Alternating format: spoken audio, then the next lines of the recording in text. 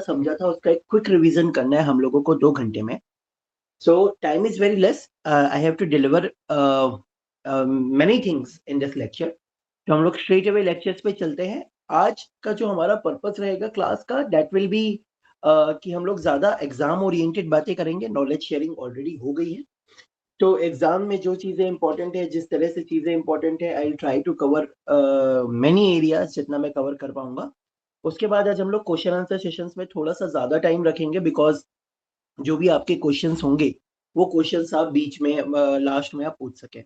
एक और रिक्वेस्ट रहेगा, क्योंकि ये रिवीजन सेशन है, मैं हर एक कॉन्सेप्ट में रेगुलर क्लास जैसा डिटेलिंग नहीं कर पाऊंगा। और आप लोगों से भी रिक्वेस्ट है कि आपके जो भी क्वेश्चंस है वो बीच में ना पूछे, बिकॉज आप एक क्वेश्चन अगर पूछेंगे बीच में तो कोई टॉपिक रह जाएगा।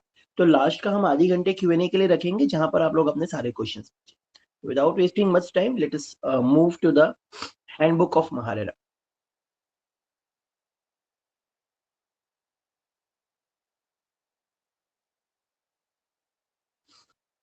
ये हैंडबुक पढ़ा क्या सभी लोगों ने? Yes.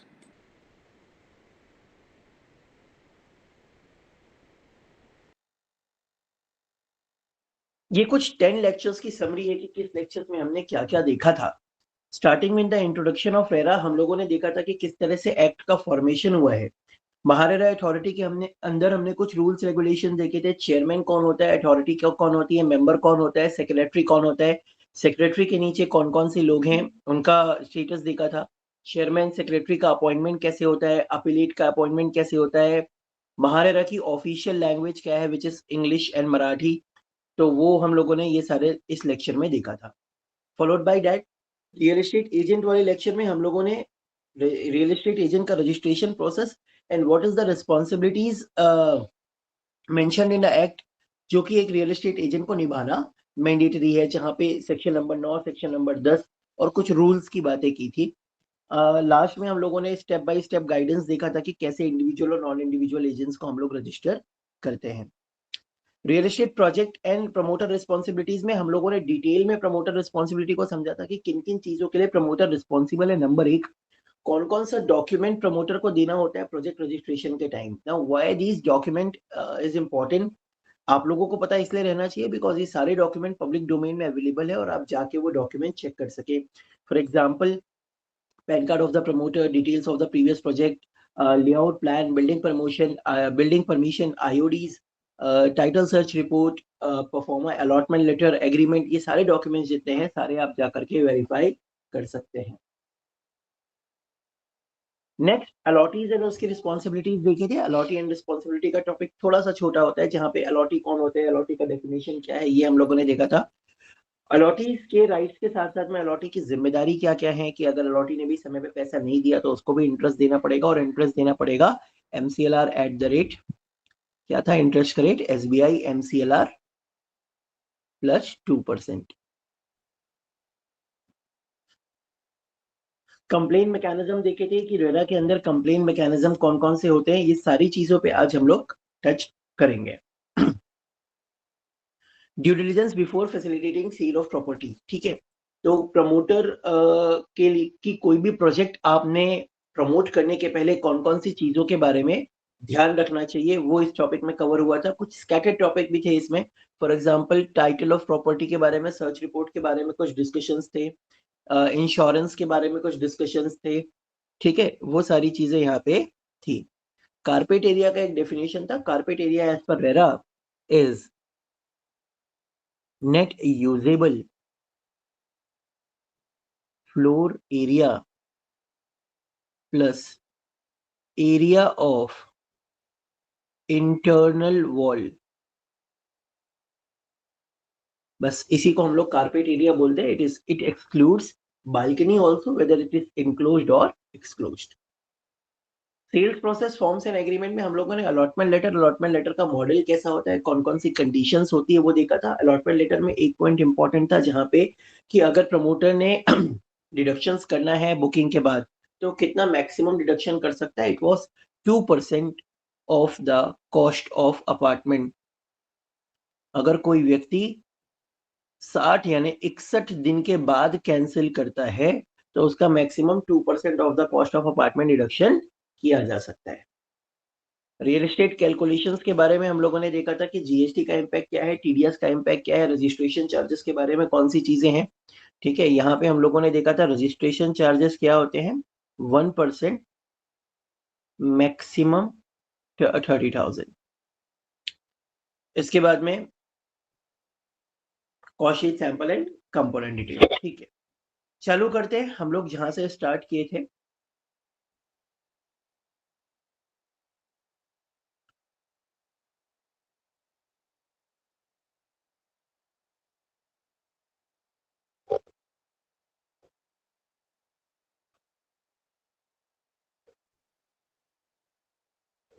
लेक्चर नंबर 1 था आपका इंट्रोडक्शन टू रेरा। मैं कोर्स ओरिएंटेशन में नहीं जा रहा हूं।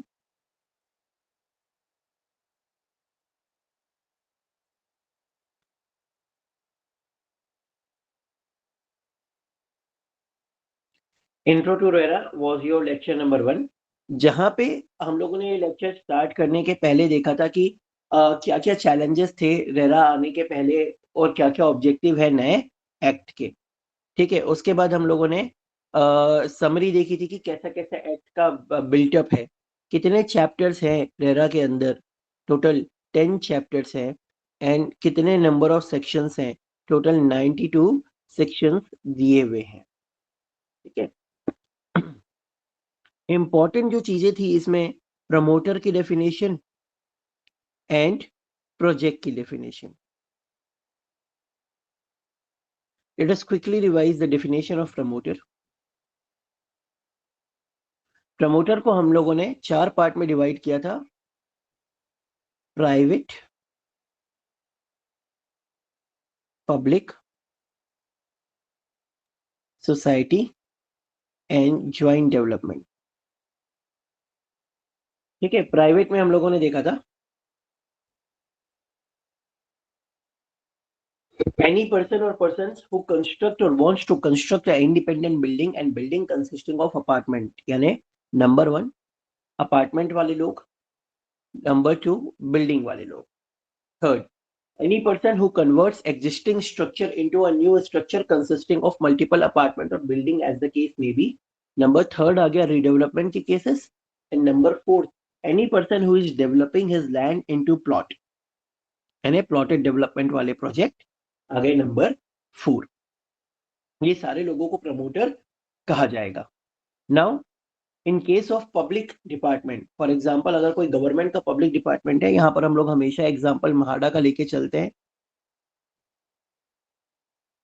if they are providing these type of services, they are also covered under the definition of promoter। ये भी प्रमोटर के डेफिनेशन में कवर हो जाएंगे। सोसाइटी के केस में लिखा हुआ है कि अगर सोसाइटी अपने ही पर्सन, अपने ही मेंबर को कंस्ट्रक्शन डेवलपमेंट की सर्विस दे रही है तो उसको भी प्रमोटर कहा जाएगा। ज्वाइंट डेवलपमेंट के एग्रीमेंट में कहा है कि जो लैंड ओनर है, सपोज एक कोई लैंड ओनर है और एक कोई डेवलपर है जो इसकी लैंड पे डेवलपमेंट कर रहा है, तो लैंड ओनर को तो प्रमोटर बोला ही बोला है, साथ में डेवलपर को भी प्रमोटर बोला जाएगा। तो this was the definition of promoter. Now course objectives and outcomes में हम लोगों ने देखी थी कि क्या क्या इस कोर्स का ऑब्जेक्टिव है। Let us move to intro to RERA. क्या क्या प्रॉब्लम आ रही थी रेरा आने के पहले और रेरा ने उसको किस तरह से चीजों को ठीक किया है। Information asymmetry to the citizen, यानी सिटीजन्स को प्रॉपर इंफॉर्मेशन मिलती नहीं थी। ग्रीवियंस रिड्रेसल के लिए कोई प्रॉपर फोरम नहीं था, मतलब भले ही सिविल कोड, कंज्यूमर फोरम थे, बट कोई प्रॉपर फोरम नहीं था जो इस रियल एस्टेट में स्पेशलाइजेशन करता था। Real estate transaction were heavily lopsided and in favour of developers, मतलब रियल एस्टेट ट्रांजैक्शंस एक तरफा हुआ करते थे और डेवलपर के फेवर में हुआ करते थे। बहुत सारी अब्यूजेस एंड माल प्रैक्टिसेस होती थी, for example diversion of funds, time overruns, cost overruns, जिसके कारण प्रॉब्लम आ रही थी इस इंडस्ट्री में। And huge delay in real estate projects completion, यानी जो टाइम कमिट किया है प्रोजेक्ट कंप्लीट करने के लिए, उस तय समय पे प्रोजेक्ट कंप्लीट नहीं हो पाना was again a major problem before implementation of RERA. Now this is the preamble of the act, जहां पे इन लोगों ने बताया कि what is the basically objective of the act।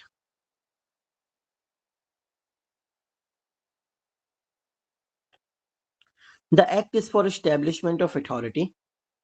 The act का पर्पस अथॉरिटी एस्टैब्लिश करना है for any sector to work efficiently. It is necessary to have a regulatory authority. Central government ने एक्ट तो बना दिया, बट उस act को implement कौन कराएगा, वो रेगुलेटरी अथॉरिटी का काम रहेगा. The purpose of this authority is regulation and promotion of real estate sector. Real estate जो कंप्लीट सेक्टर है उसको रेगुलेट करना और उसको प्रमोट करना इनका पर्पस रहेगा. The long title further states that the purpose of authority will to ensure sale of plot, apartment or building or sale of real estate project in efficient and transparent manner. Transparency के साथ transaction हो, ये इनका objective है. And these items which the act cover and aims ensuring that all dealings in them shall be in efficient and transparent manner. Therefore, there is no hidden dealing. यानी जो भी आपको माल बेचा जा रहा है, प्रमोटर जो भी कस्टमर को माल बेच रहा है, उसमें कोई भी किसी तरह की कोई हिडन चार्जेस नहीं है, कोई हिडन कमिटमेंट्स नहीं है, सारी चीजें ट्रांसपेरेंसी के साथ दी गई हैं. The act further aims to protect the interest of consumer. यानी जो लोग घर खरीद रहे हैं उनका इंटरेस्ट कैसे प्रोटेक्ट हो, उनके ग्रीवियंसेस डील हो जाए समय पे, उनके साथ कोई धोखा ना हो, उनको जो कमिट किया गया है वो समय पे मिले. That is known as interest protection. और इंटरेस्ट प्रोटेक्शन को किस तरह से किया है, by providing mechanism to redress the disputes. Disputes की चर्चा बार बार आ रही है, तो इससे रिलेटेड जो टॉपिक है वो हम लोग पढ़ लेते हैं. महारेरा में जो ग्रीवियंस रिड्रेसल मैकेनिज्म दिए गए हैं,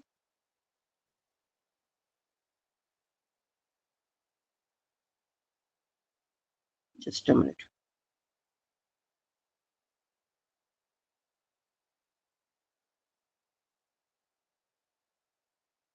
ग्रीवियंस रिड्रेसल मैकेनिज्म क्या क्या दिए हुए ये समझिए.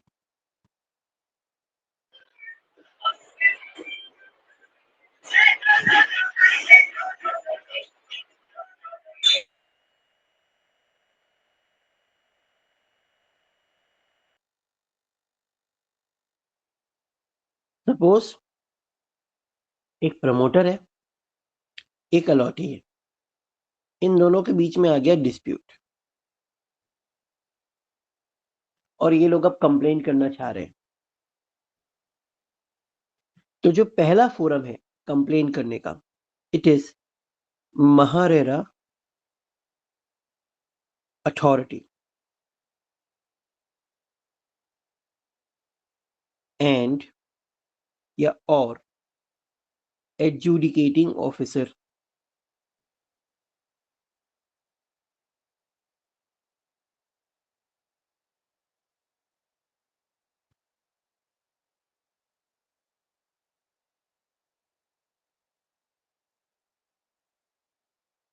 या तो महाराजा अथॉरिटी के पास या एडजुडिकेटिंग ऑफिसर के पास में कंप्लेन लॉन्च की जा सकती है. कंप्लेन लॉन्च करने के बाद में क्या होगा, सपोज हमारे केस में हम इमेजिन करके चलते कि कस्टमर ने कंप्लेन लॉन्च की है, तो जो महारेरा अथॉरिटी है वो डेवलपर को नोटिस भेजेगी कि इस कस्टमर ने आपके इस प्रोजेक्ट में कंप्लेन फाइल की है, आप आकर के जवाब दीजिए. पहली जब हियरिंग में डेवलपर पहुंचेगा और कस्टमर आमने सामने खड़े होंगे तो अथॉरिटी डेवलपर से पूछेगी कि भाई आप अपनी गलती एक्सेप्ट करते हो क्या. डेवलपर अगर हाँ बोलेगा तो केस वहीं क्लोज हो जाएगा और अलॉटी को जो उसकी डिमांड है उसके हिसाब से कॉम्पेंसेशन दे दिया जाएगा. लेकिन अगर डेवलपर बोलता है कि नहीं सर, मैं गिल्टी नहीं हूँ और मैं जो है मैं आपको प्रूव करने के लिए तैयार हूँ कि मैं गलती नहीं हूँ, तो महारेरा हियरिंग करेगी. हियरिंग करने के बाद 2 3 4 5 हियरिंग करने के बाद सारे सबूत और डॉक्यूमेंटेशन जमा करेगी और उसके बाद में अपना जजमेंट पास कर देगी. तो जो भी जजमेंट वो पास करेगी, अगर उस जजमेंट से दोनों पार्टियां खुश है तो वो जजमेंट एग्जीक्यूट हो जाएगा, और अगर नहीं है तो वो जजमेंट जो है आगे की फोरम में चैलेंज होगा. तो जो इन दोनों की आगे की फोरम है, इट इज अपीलेट ट्राइब्यूनल.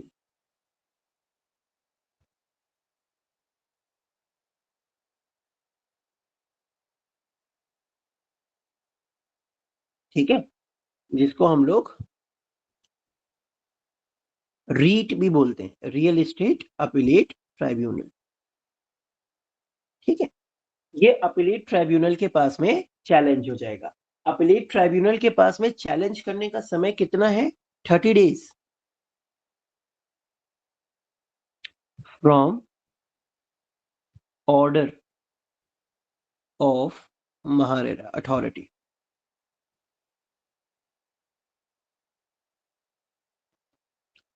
अच्छा, महारेरा में कंप्लेन फाइल करने के लिए कितने पैसे लगते हैं? 5,000 रुपीज। सिमिलरली अपील अपील के लिए भी कितने पैसे लगते हैं? 5,000 रुपीज। तो अपीलेट ट्राइब्यूनल में ये जो है जजमेंट चैलेंज हो जाएगा। अगेन अपील प्रोसेस चालू होगी। अपील प्रोसेस भी वैसे ही है, सामने वाली पार्टी को नोटिस जाएगा कि आपके अगेंस्ट अपील फाइल हुई है, अपील फाइल होने के रीजंस क्या हैं, ये इसके रीजंस हैं, और इस तरह से आपके आप आकर के प्रेजेंट कीजिए। प्रेजेंटेशन होने के बाद अपील का भी जजमेंट आएगा। अपील के जजमेंट को कहाँ चैलेंज किया जा सकता है? High court.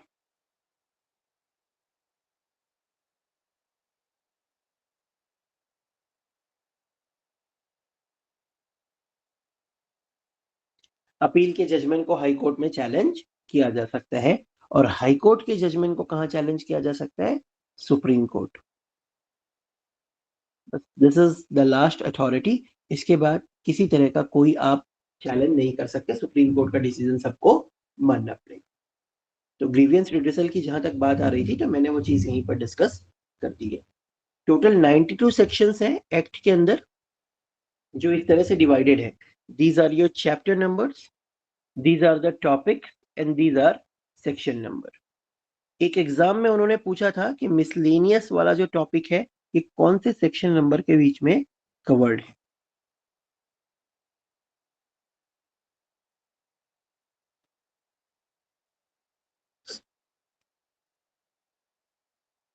The key component of real estate regulation and development act, यानी रेरा में मोटा मोटी कौन कौन सी बातें कही गई हैं?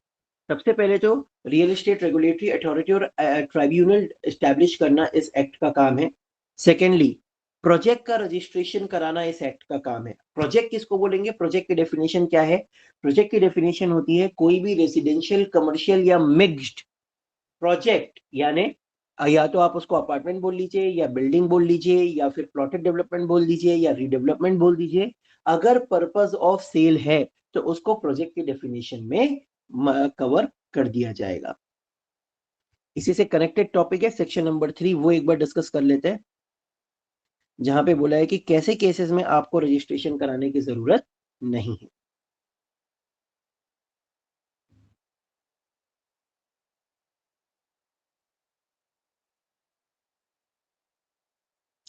ठीक है।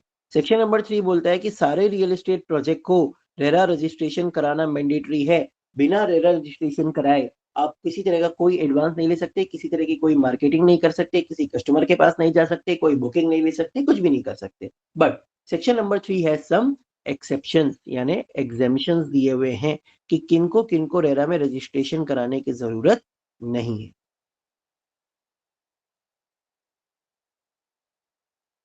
3 पार्ट में डिवाइड करेंगे इसको। फर्स्ट है स्मॉल प्रोजेक्ट। स्मॉल प्रोजेक्ट्स मतलब ऐसे प्रोजेक्ट जिनका land oblique plot area is less than 500 square meter, less than equal to 500 square meter, या फिर number of units to be developed is less than equal to 8 units. ठीक है। अगर आपका land या प्लॉट एरिया 500 स्क्वायर मीटर या कम है तो भी आपको रजिस्ट्रेशन कराने की जरूरत नहीं है, या फिर आपका जो नंबर ऑफ यूनिट्स आप डेवलप कर रहे हैं, weather it is plot, apartment, building और मिक्स्ड एज द केस में भी, वो 8 यूनिट से कम है तो भी 8 यूनिट या उससे कम है तो भी आपको रजिस्ट्रेशन कराने की जरूरत नहीं है, inclusive of all phases. Secondly, ऐसे प्रोजेक्ट्स जिनमें कंप्लीशन सर्टिफिकेट आपको 1 अगस्त 2017 के पहले मिल चुका है, या 1 मई 2017 के पहले मिल चुका है, यानी एक्ट कमेंस होने के पहले ही कंप्लीशन सर्टिफिकेट मिल गया है, तो ऐसे प्रोजेक्ट्स को भी रजिस्ट्रेशन कराने की जरूरत नहीं है। एंड थर्डली, रीडेवलपमेंट रिपेयर्स कि वो प्रोजेक्ट जहां पे कोई नया अलॉटमेंट, कोई नया सेल और कोई नया मार्केटिंग इन्वॉल्व नहीं है, इनको भी रजिस्ट्रेशन कराने की जरूरत नहीं है। तो सेक्शन नंबर 3 क्या बोलता है? ऐसे तो सारे प्रोजेक्ट को रजिस्ट्रेशन कराना है, लेकिन इसके 3 एक्सेप्शन है जिनको रजिस्ट्रेशन कराने की जरूरत नहीं पड़ेगी।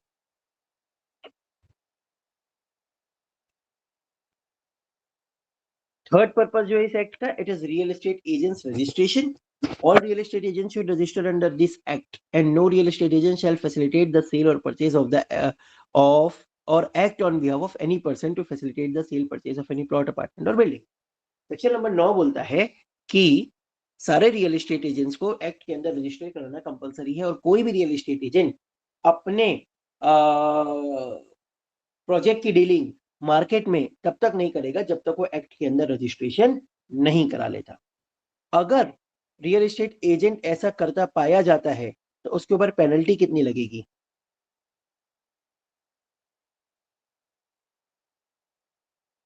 पेनल्टी क्लॉज डिस्कस कर लेते हैं। Promoter, agent. तो एजेंट के लिए जो पेनल्टी है इट इज 5%, यानी मैक्सिमम पेनल्टी है ये, up to 5% of cost of unit in which the agent has dealt। यानी प्लॉट किया होगा तो प्लॉट, अपार्टमेंट किया होगा तो अपार्टमेंट, फ्लैट या बिल्डिंग किया होगा तो बिल्डिंग, उसका जो भी टोटल कॉस्ट है, सपोज 1 करोड़ रुपए उसका टोटल कॉस्ट है, तो उसका मैक्सिमम 5% यानी 5 लाख रुपए तक की पेनल्टी उस रियल एस्टेट एजेंट के ऊपर लगाई जा सकती है। प्रमोटर के लिए क्या बोलता है? अप टू, ये रजिस्ट्रेशन की पेनल्टी बता रहा हूं, up to 10% of project cost और imprisonment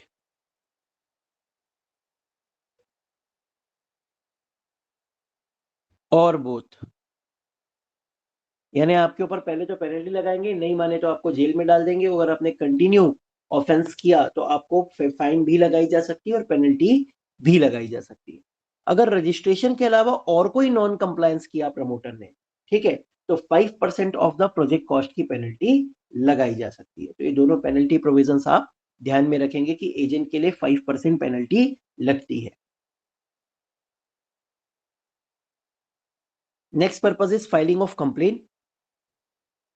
Any aggrieved person may file a complaint with the authority or adjudicating officer as the case may be with respect to registered real estate project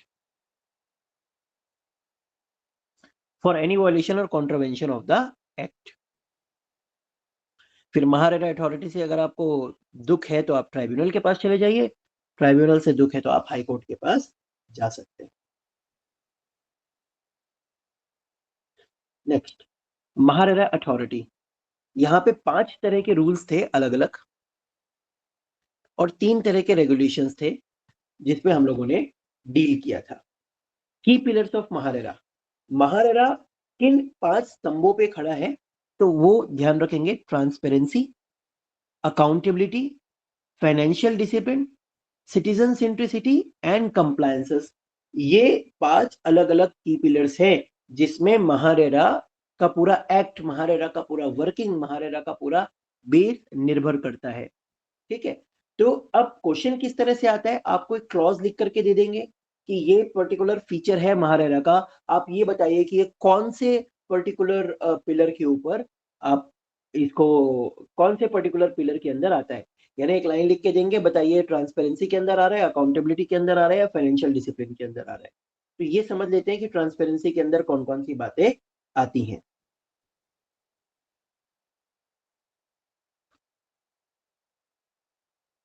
details of all registered projects are available online. जितने भी details हैं registered projects को लेकर के, उसके sanctioning documents, उसके क्यूपीआर्स, उसमें कितने बिल्डिंग बनने वाले हैं, कितने सैंक्शन हो चुके हैं, कितने सेल हो चुके हैं, कितने गराजेस हैं, कितने बीएचके के अपार्टमेंट है, कितना उनका कारपेट एरिया है, ये सारी की सारी चीजें आपको ऑनलाइन अवेलेबल है।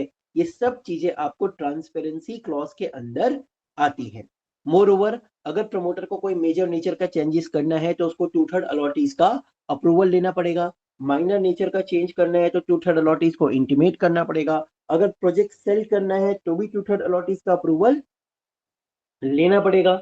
ये सारी चीजें आपको ट्रांसपेरेंसी क्लॉज के अंदर देखने मिलेंगी। एडवर्टीजमेंट के अंदर आपको रेरा का रजिस्ट्रेशन नंबर, उसका क्यूआर कोड डालना जरूरी है। It also comes under the provision, under the pillar transparency.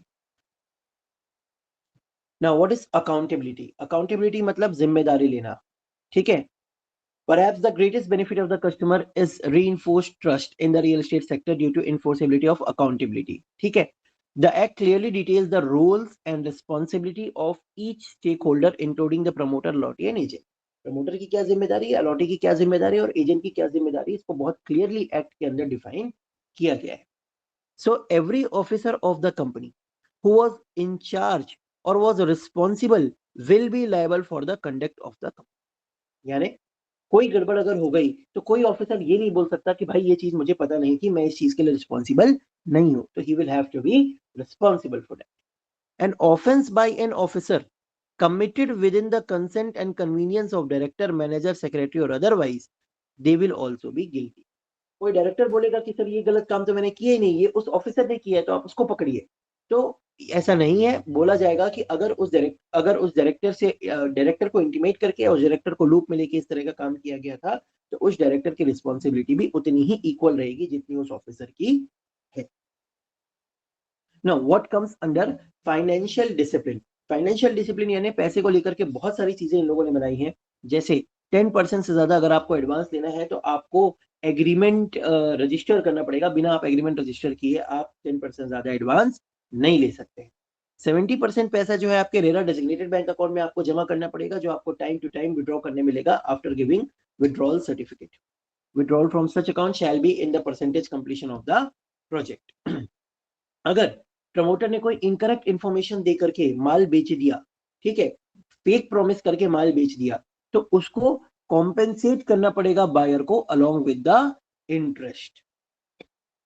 हर 6 महीने में प्रोजेक्ट अकाउंट का ऑडिट होगा by the independent chartered accountant, ठीक है। अगर प्रोजेक्ट में कुछ गलतियां पाई गई तो महारेरा के पास में बैंक अकाउंट फ्रीज करने का अधिकार है और स्ट्रॉन्गर फाइनेंशियल पेनल्टीज डाली है, जैसे मैंने आपको बताया 5% और 10% of the project cost.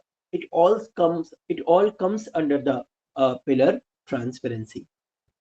Now what is customer centricity? Customer centricity का सीधा सीधा मतलब होता है कि कस्टमर के इर्द गिर्द चीजें घूमनी चाहिए, कस्टमर से रिलेटेड चीजें कस्टमर को पता होना चाहिए। Citizens shall able to view the Maharera website all disclosures pertaining to registered project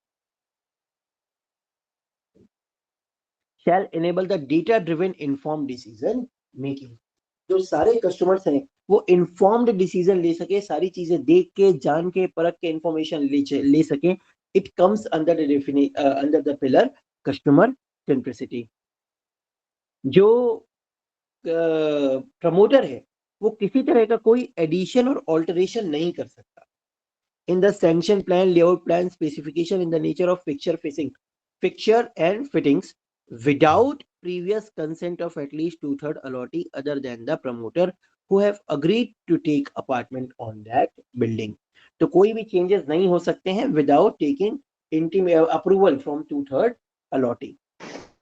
If the promoter fail to complete or is unable to give the possession of apartment, plot or building in accordance with the terms of the agreement, जैसा agreement में लिखा था, अगर उस तरह से वो उसका पोजीशन नहीं दे पाता है, then he shall be liable to pay interest for every month of delay. जितना भी वो डिले करेगा उतना इंटरेस्ट के लिए वो लायबल रहेगा।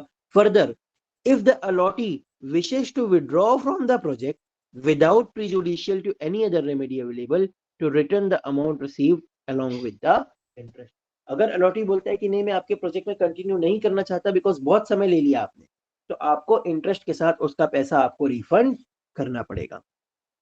Also promoter has to enable formation of legal entity, ठीक है, उसको सोसाइटी बना के देना पड़ेगा। जैसे ही 51% of the total allottees in such building have booked their apartment, जैसे 51% से ज्यादा बुकिंग आ जाएगी तो प्रमोटर को एसोसिएशन अलॉटी बना के देना पड़ेगा और उनके बिहाफ में कन्वेंस डीड भी एग्जीक्यूट करना पड़ेगा within 3 months from the date of issuance of occupancy certificate. Occupancy certificate मिलने के बाद 3 महीने के भीतर भीतर उस सोसाइटी के बारे में, उस सोसाइटी के फेवर में आपको कन्वेंस डीड एग्जीक्यूट करना पड़ेगा। कन्वेंस डीड एग्जीक्यूट करने का मतलब होता है जितने भी कॉमन एरियाज होंगे वो कॉमन एरिया का जो स्वामित्व है वो आपको सोसाइटी को सौंपना होगा। Now what under compliance, compliance के अंदर तो बहुत सारी चीजें आती हैं, जैसे कि सारी चीजें all basic approval before RERA registration, जो भी रेरा रजिस्ट्रेशन के पहले अप्रूवल लेने होते हैं लोकल अथॉरिटी से वो आपको लेना है। रेरा में एजेंट्स और ब्रोकर का रजिस्ट्रेशन रेरा पोर्टल के अंदर करना है, प्रोजेक्ट का रजिस्ट्रेशन पोर्टल के अंदर करना है। 1 साल का आपको एक्सटेंशन दिया जा सकता है in special circumstances. Speedy dispute redressal 6 महीने का समय दिया है, चाहे वो अथॉरिटी हो चाहे वो अपील हो, कि इसके अंदर आपको जो उनके डिस्प्यूट्स है उसको सेटल करना है। एक बार आपने प्रोजेक्ट लॉन्च कर दिया, developer has to share the detail of project launch in last 5 years। आपने पिछले 5 सालों में कौन कौन से प्रोजेक्ट्स को लॉन्च किया है उसकी डिटेल आपको देना पड़ेगा। एनुअल ऑडिट आपको कराना पड़ेगा चार्टर्ड अकाउंटेंट से। कन्वेंस डीड आपको करके देनी पड़ेगी एसोसिएशन ऑफ अलॉटी के अंदर। ठीक है, अगर आप प्रोजेक्ट को फेज वाइज मैनर में लेके आ रहे हैं, जैसे 1 टावर अलग, 2 टावर अलग, तीसरा टावर अलग, तो हर एक फेज का सेपरेट रजिस्ट्रेशन आपको कराना पड़ेगा। Mandatory registration of new and existing projects fine. Authenticated copy of approvals to be given when applying for the project registration. जैसे ही आप प्रोजेक्ट रजिस्ट्रेशन के लिए अप्लाई करते हो तो उसका जो स्टैम्प्ड कॉपी होता है, ऑथेंटिकेटेड कॉपी होता है, वो आपको अपलोड करना पड़ेगा। इसके साथ में आपको डेवलपमेंट प्लान, यानी आप कैसे कैसे प्रोजेक्ट्स को कंप्लीट करेंगे, कब कब कौन कौन सी डेट में क्या क्या डेवलप करेंगे, वो सारी चीजें देनी होगी। आपका अलॉटमेंट लेटर किस तरह से दिखेगा, आपका एग्रीमेंट ऑफ सेल किस तरह से दिखेगा, आपका कन्वेंस डीड किस तरह से दिखेगा, उसका जो मॉडल फॉर्मेट है वो आपको पोर्टल पे डाल के रखना पड़ेगा। These all comes under compliances। कई बार आपको ऐसा लगता है कि सर ये चीजें तो यहाँ भी लिखी है वहां भी लिखी है, बट किस कॉन्टेक्स्ट में लिखी है वो जज करके आपको आंसर करने पड़ेंगे इन क्वेश्चंस के। ठीक है, ये क्वेश्चंस बहुत कॉमन है, 1 2 3 क्वेश्चन 50 में से इस टॉपिक के ऊपर आई जाते हैं, तो इस टॉपिक को ध्यान से पढ़ के जाइएगा एग्जाम के पहले।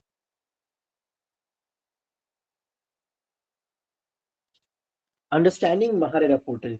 महारेरा पोर्टल अगेन बहुत बहुत इंपॉर्टेंट टॉपिक है जो as far as the exam point of view is concern. तो महारेरा पोर्टल में रिटन में तो कुछ बहुत ज्यादा कंटेंट मटेरियल नहीं था, बट आपको पोर्टल में जाके लाइव दिखाया जा चुका है कि किस तरह से आपका पोर्टल फंक्शन करता है, क्या क्या चीजें दी हुई है पोर्टल के अंदर। फाइन, तो एक बार मैं आपको जस्ट विजिट करा देता हूँ what is the portal of MahaRERA.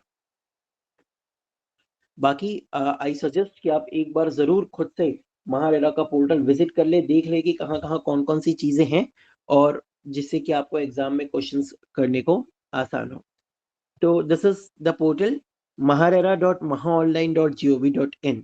ठीक है, जैसे ही आप इसको ओपन करेंगे it opens in Marathi language, और आप राइट अपर कॉर्नर में अगर इंग्लिश में क्लिक कर देते हैं तो it will translate complete portal into English language.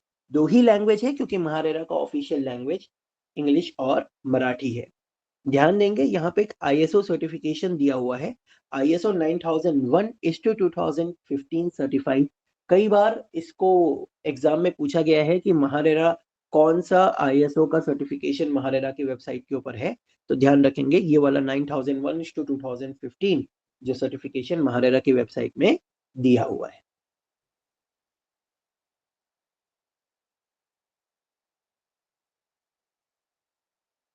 यहाँ पर भी लिखा हुआ है maharera.mahaonline.gov.in। की स्टेक होल्डर्स कौन कौन से हैं महारेरा पोर्टल के, तो रियल एस्टेट एजेंट्स के लिए क्या क्या चीजें हो सकती है पोर्टल के अंदर। ऑफ कोर्स रिन्यूअल हो सकता है, रजिस्ट्रेशन हो सकता है, करेक्शंस हो सकते हैं अगर आपने कोई गलत इंफॉर्मेशन फीड की है। आप प्रोजेक्ट डिटेल्स देख सकते हैं, जो भी प्रोजेक्ट्स अब में आप काम करना चाहते हैं उसकी डिटेल आप यहाँ से देख सकते हैं। रियल एस्टेट एजेंट कंप्लेंट भी फाइल कर सकता है महारेरा पोर्टल के थ्रू। सर्च ऑर्डर्स जजमेंट जो भी महारेरा ने दिए हैं किसी प्रोजेक्ट के अगेंस्ट, उसको आप यहाँ से सर्च कर सकते हो। आप प्रोजेक्ट सर्च कर सकते हो, एजेंट सर्च कर सकते हो और कंप्लेंट भी सर्च कर सकते हो। ठीक है, इस तरह से कई सारी चीजें रियल एस्टेट एजेंट्स के लिए दी हुई है पोर्टल में। अलॉटीज के लिए अगर मैं बात करूं तो अलॉटी के लिए भी सेम चीजें दी हुई हैं। अलॉटी भी चाहे तो जिस प्रोजेक्ट में इन्वेस्टेड है उस प्रोजेक्ट की डिटेल्स देख सकता है, या किसी पर्टिकुलर एरिया में प्रोजेक्ट सर्च करना चाहे तो वो सर्च कर सकता है। अगर उसको कोई डिस्प्यूट है तो वो कंप्लेन फाइल कर सकता है। प्रोजेक्ट से क्वार्टर अपडेट्स देख सकता है, वो प्रोजेक्ट में कौन कौन से एजेंट्स डील कर रहे हैं वो देख सकता है। ये सारी इंफॉर्मेशन अलॉटीज के लिए दी हुई है। तो आइए देखते हैं क्या लिखा हुआ है। Detail of all real estate projects, make a complain, search order judgments warrants, search projects agents and complain. Cause list देख सकते हैं। कॉज लिस्ट का मतलब होता है रोजानामा, यानी कौन कौन से कंप्लेन आज के मैटर में लिस्टेड है इसकी लिस्ट आ जाती है वेबसाइट के ऊपर। Complain against non registered project, अगर कोई प्रोजेक्ट नॉन रजिस्टर्ड है तो उसके अगेंस्ट भी कंप्लेन फाइल कर सकता है अलॉटी। गूगल के ऊपर यानी गूगल मैप्स के ऊपर प्रोजेक्ट का जीआईएस लोकेशन देख सकता है।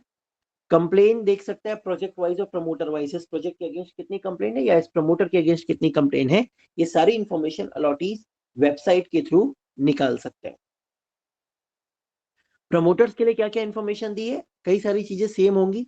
प्रोजेक्ट रजिस्ट्रेशन साइट के थ्रू होगा, प्रोजेक्ट अपडेशन साइट के थ्रू होगा, करेक्शन साइट के थ्रू होगा। इवन प्रोजेक्ट का एक्सटेंशन जो टाइम उसने दिया था अगर उससे एक्सटेंशन लेना है तो वो भी वेबसाइट के थ्रू होगा। प्रोजेक्ट में अगर आपको कोई मॉडिफिकेशन करना है, complain, order and judgments, forms and format, यानी एग्रीमेंट का मॉडल फॉर्मेट रेरा में क्या दिया है, अलॉटमेंट लेटर का मॉडल फॉर्मेट रेरा में क्या दिया हुआ है, फॉर्म 1 2 3 कैसे दिखते हैं, ये सारी चीजें जो है आपको इसके अंदर देखने मिल जाएंगी वेबसाइट के अंदर। Now it is starting the virtual tour. Virtual tour आपको पूरी वेबसाइट का दिया हुआ है कि किसके अंदर क्या क्या चीजें होंगी। वर्चुअल टूर में जो इंपॉर्टेंट फैक्टर है एक ये देख लीजिए, ऑर्गेनाइजेशनल स्ट्रक्चर। सबसे ऊपर है चेयरमैन, चेयरमैन के बाद मेंबर 1 मेंबर 2, ठीक है, दो अलग अलग मेंबर हैं, एंड एडजुडिकेटिंग ऑफिसर। ये लोगों को मिलकर हम लोग बोलते हैं महारेरा अथॉरिटी। ठीक है, चेयरमैन के नीचे फिर आते हैं सेक्रेटरी जो एग्जीक्यूटिव ऑफिसर होते हैं, और महाराष्ट्र में दो डेप्यूटी सेक्रेटरी भी हैं, one is deputy secretary Pune, another is deputy secretary Nagpur. और उसके बाद इनके अंदर आती हैं finance wing, legal wing, technical wing and IT wing. ये लोग आपके प्रोजेक्ट्स को जो है प्रोसेस करते हैं। तो ये महारेरा का टोटल ऑर्गेनाइजेशनल स्ट्रक्चर्स। इनके सबके कॉन्टैक्ट नंबर, इनके सबकी ईमेल आईडी आपको महारेरा के अंदर अवेलेबल मिलेंगे।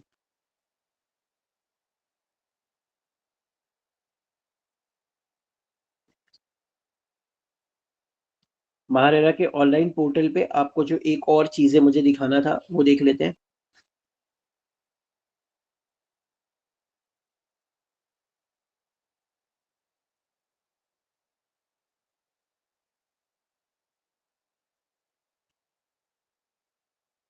सी, कौन कौन से फॉर्म कौन कौन सा प्रोफेशनल इशू करता है। Form number 1, form number 2 and form number 3 ये क्वार्टरली इशू होते हैं, क्वार्टरली कंप्लायंसेस के through. Form number 1 is the form which is issued by the architect. Architect आपके प्रोजेक्ट साइट पे जाता है और प्रोजेक्ट साइट देखने के बाद में जजमेंट करता है कि कौन कौन सी चीजें कितनी कितनी कंप्लीट हो गई हैं, और उसके हिसाब से अपना सर्टिफिकेट इशू करता है। Form number 2 is issued by the engineer, engineer का सर्टिफिकेट को बोलते हैं form number 2। Form number 2, engineer जाता है साइट के ऊपर, साइट पे देख करके बताता है कि यस, मेरे कैलकुलेशन के हिसाब से टोटल 10 करोड़ रुपए का यह प्रोजेक्ट था, और जितना काम हुआ है मेरे मेजरमेंट के हिसाब से इतने रुपए स्क्वायर फुट के हिसाब से काम हो गया, यानी टोटल 1.5 करोड़ रुपए का काम हो गया है। तो वो इस तरह से सर्टिफिकेशन करता है अपने सर्टिफिकेट में। Form number 3 is CA certificate. Form number 3 CA certificate में CA has to search the books of accounts of the promoter. CA देखेगा कि किस किस कस्टमर से पैसे इन कस्टमर इस प्रमोटर को मिले हैं, क्या वो पैसे का जो डिपॉजिट है वो रेरा बैंक अकाउंट में हुआ है। अगर रेरा बैंक अकाउंट में डिपॉजिट हुआ है तो प्रॉपर विड्रॉल सर्टिफिकेट यूज करके उसका विड्रॉल हुआ है, और विड्रॉल होने के बाद क्या वो प्रोजेक्ट का पैसा उसी प्रोजेक्ट में इन्वेस्ट हुआ है या कहीं डाइवर्ट हो गया, ये चीजें देखने का काम फॉर्म नंबर 3 में होगा। तो ये तीनों फॉर्म क्वार्टरली इशू किए जाते हैं। उसके बाद दो फॉर्म्स एनुअली इशू होते हैं, form number 5 and form number 2A। Form number 2A बताता है इंजीनियर का क्वालिटी एश्योरेंस सर्टिफिकेट, यानी पिछले साल जो भी मटेरियल उस प्रोजेक्ट साइट पे यूज हुआ है वो सही क्वालिटी का है क्या है या नहीं, कोई सबस्टैंडर्ड क्वालिटी का मटेरियल तो प्रमोटर ने यूज नहीं किया है, this is certified under form number 2A। And form number 5 is annual report, यानी एनुअल ऑडिट जिसको हम लोग बोलते हैं। It is issued by the statutory auditor of the promoter. साल भर में जो भी कंप्लायंसेस प्रमोटर ने किए हैं वो सही तरीके से किए हैं कि नहीं regarding RERA designated bank account, वो फॉर्म नंबर 5 में आता है। फॉर्म नंबर 4 में आता है architect certificate on completion of project. Form number 4 project के आखिरी में इशू होता है after you have obtained the completion certificate. तो फॉर्म नंबर 4 में आर्किटेक्ट बताता है कि यस इस प्रोजेक्ट का काम पूरी तरह से कंप्लीट हो गया है और इस लोकल अथॉरिटी ने इस सर्टिफिकेट नंबर में इसको कंप्लीशन सर्टिफिकेट इशू कर दिया है। तो form number 1 2 3 is quarterly, form number 5 and 2A is annually, and form number 4 issue किया जाता है at the end of project जब उसको कंप्लीशन सर्टिफिकेट मिल जाता है। Clear on that? तो इस तरह से ये सारे सर्टिफिकेट होते हैं।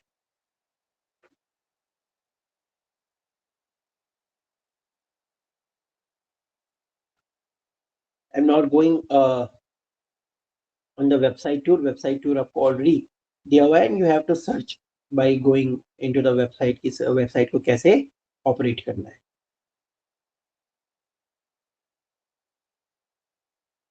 ग्रीवियंस रिड्यूसल मैकेनिज्म में एक और बड़ा इंटरेस्टिंग फैक्टर है जो स्पेशली महारेरा में इशू किया, महारेरा में स्टार्ट हुआ है, it is conciliation forum.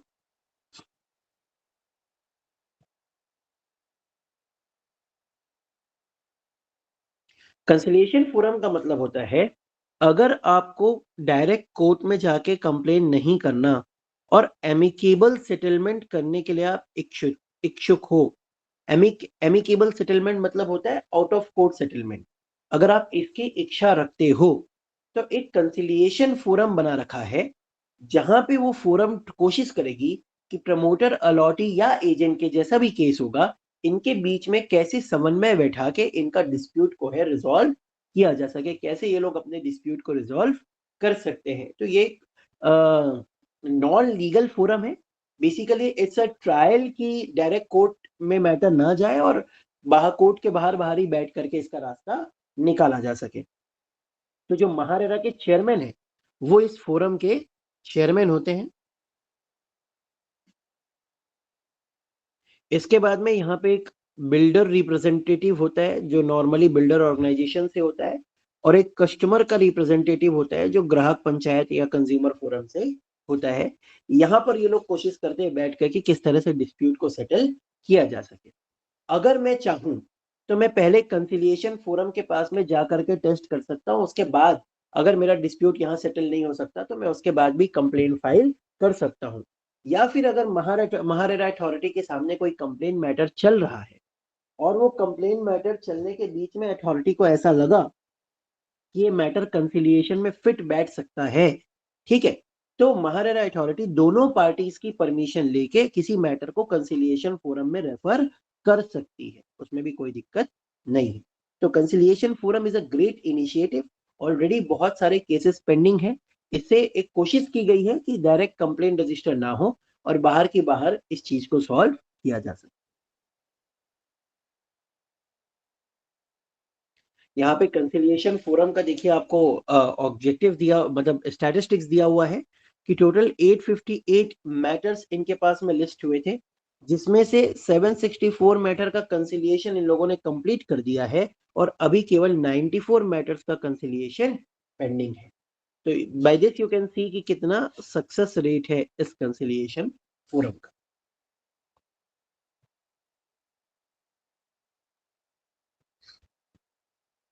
Now, real estate agent registration and responsibilities. The definition of real estate agent is covered under section 2ZM. Section number 2ZM में रियल एस्टेट एजेंट को define किया है।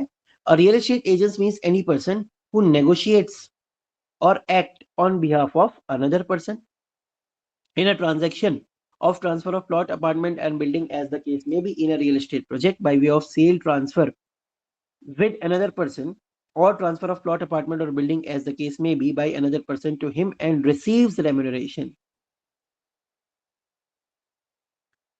or other charges for his services, whether it is commission or otherwise, and includes a person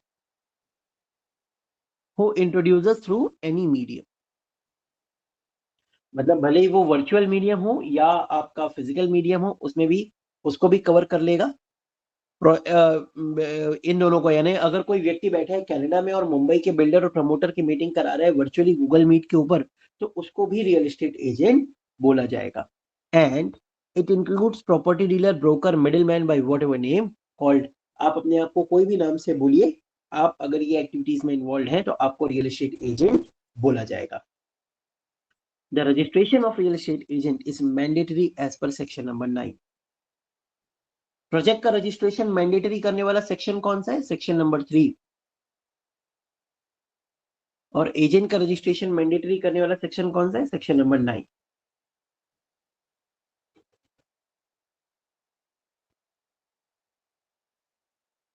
agent का registration का process कैसे होता है देख लीजिए।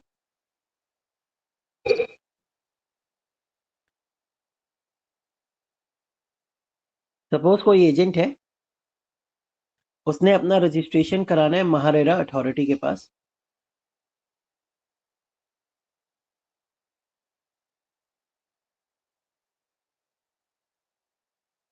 तो एजेंट को देना पड़ेगा एप्लीकेशन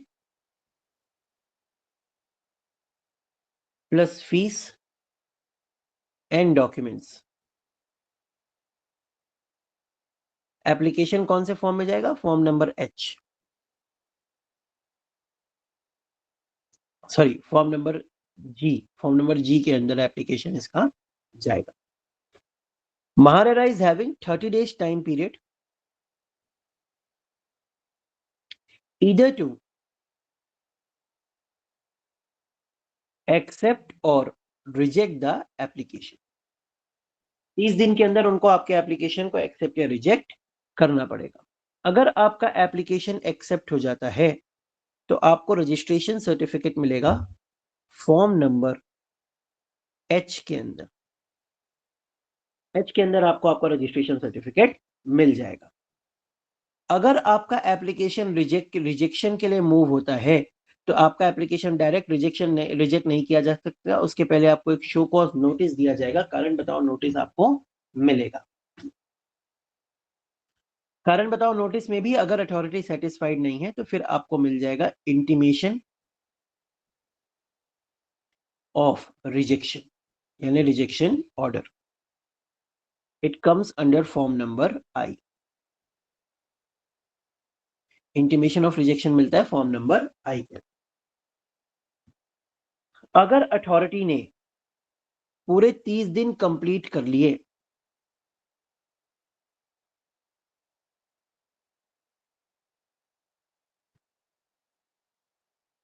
पूरे 30 दिन कंप्लीट कर लिए और ना आपका एप्लीकेशन एक्सेप्ट किया, ना रिजेक्ट किया, ना कोई क्वेरी रेज की, ठीक है, तो from 31st day deemed registration मान लिया जाएगा। यानी ऐसा मान लिया जाएगा कि आपका रजिस्ट्रेशन हो गया। और विद इन 7 days आपको फॉर्म नंबर एच देना पड़ेगा, डेट इज रजिस्ट्रेशन सर्टिफिकेट। एक बार जो रजिस्ट्रेशन होता है it is valid for 5 years from date of registration. 5 साल के लिए आपका रजिस्ट्रेशन वैलिड होता है। इसके बाद आपको रिन्यूअल में जाना होता है। नाउ रिन्यूअल का प्रोसेस क्या है?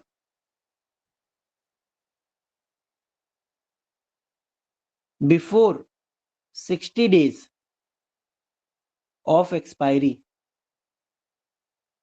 आपको एप्लीकेशन कर देना है रिन्यूअल का।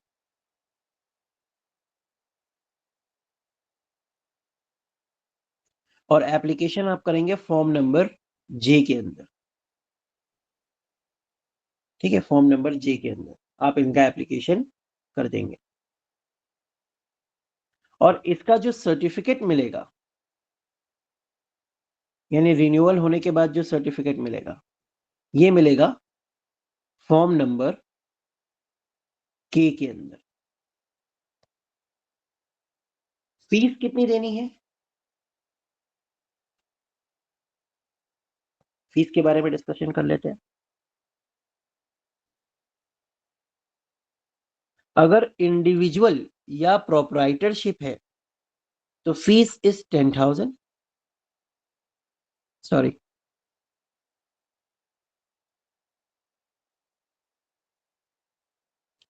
Fees is 10,000। अगर अदर देन इंडिविजुअल है तो fees is 1 lakh. Now practically ये चार्जेस ऐड करते हैं 700 रुपए प्लस इस पे 18% जीएसटी, टोटल 10,826। सिमिलरली यहां पर भी ऐड होता है 826 रुपए और टोटल चार्जेस हो जाते हैं 1,08,26। सेम फीस आपको पे करनी है रजिस्ट्रेशन के टाइम और रिन्यूअल के टाइम, फीस में कोई चेंजेस नहीं। यही सारी बातें लिखी हुई है यहाँ पे जो मैंने आपको अभी बताई।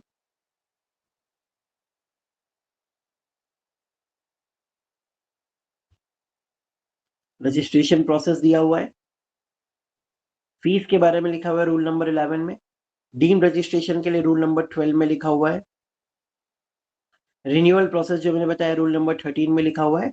Now functions of real estate agent.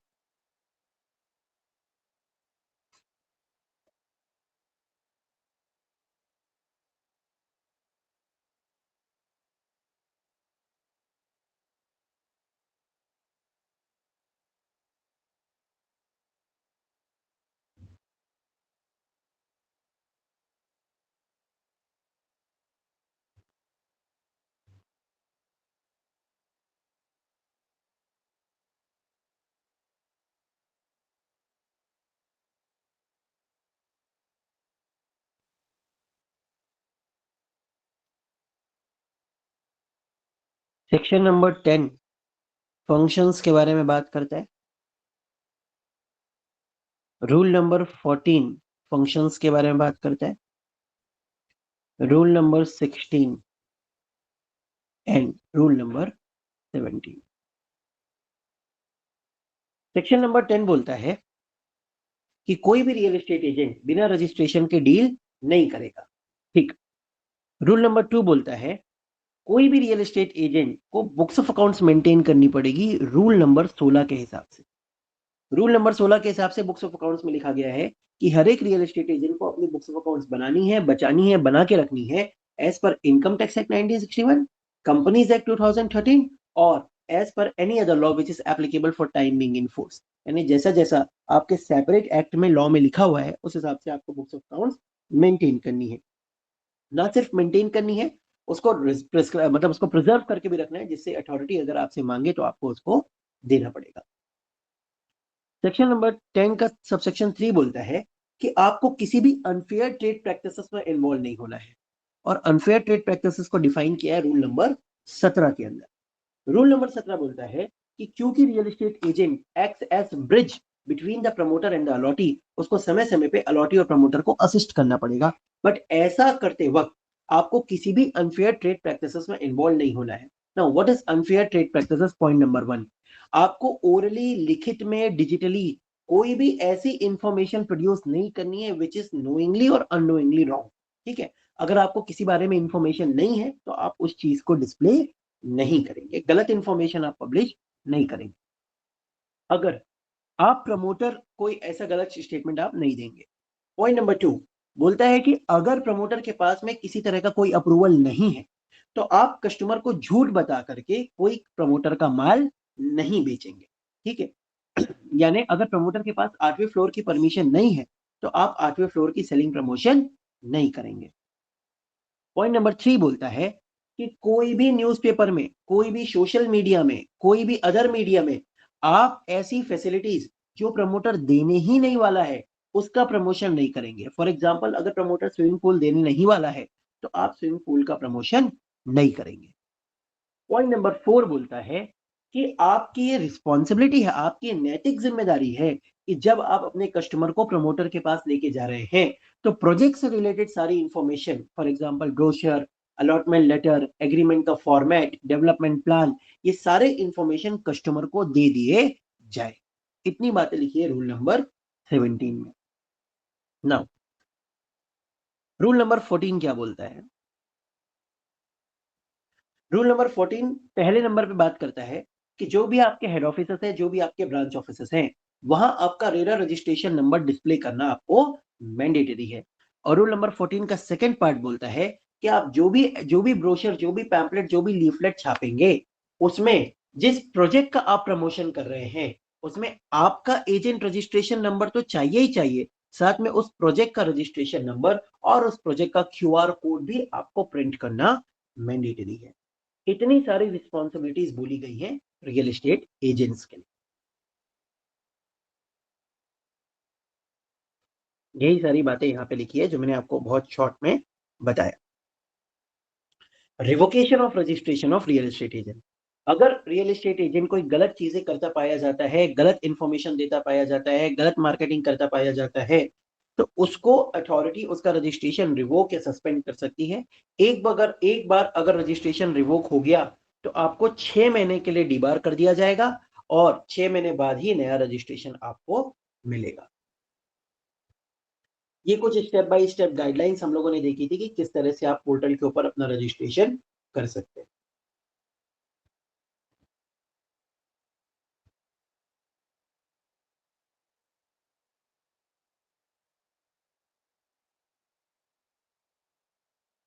Individual non individual दोनों के लिए स्क्रीनशॉट्स दिए हुए हैं, कहाँ पे आपको क्या क्या करना है।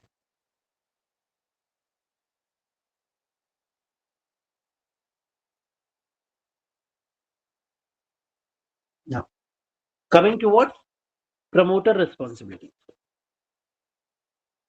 प्रमोटर की क्या क्या रिस्पॉन्सिबिलिटी? प्रमोटर का डेफिनेशन है यहाँ पे जो मैंने आपको ऑलरेडी बता दिया इनिशियली कि प्रमोटर किसको बोलेंगे। प्रोजेक्ट का डेफिनेशन है, ये भी मैंने आपके साथ में डील कर दिया, प्रोजेक्ट किसको बोलेंगे। Registration of real estate project section number 3 और उसके एक्सेप्शंस हम लोगों ने ऑलरेडी डील कर लिया।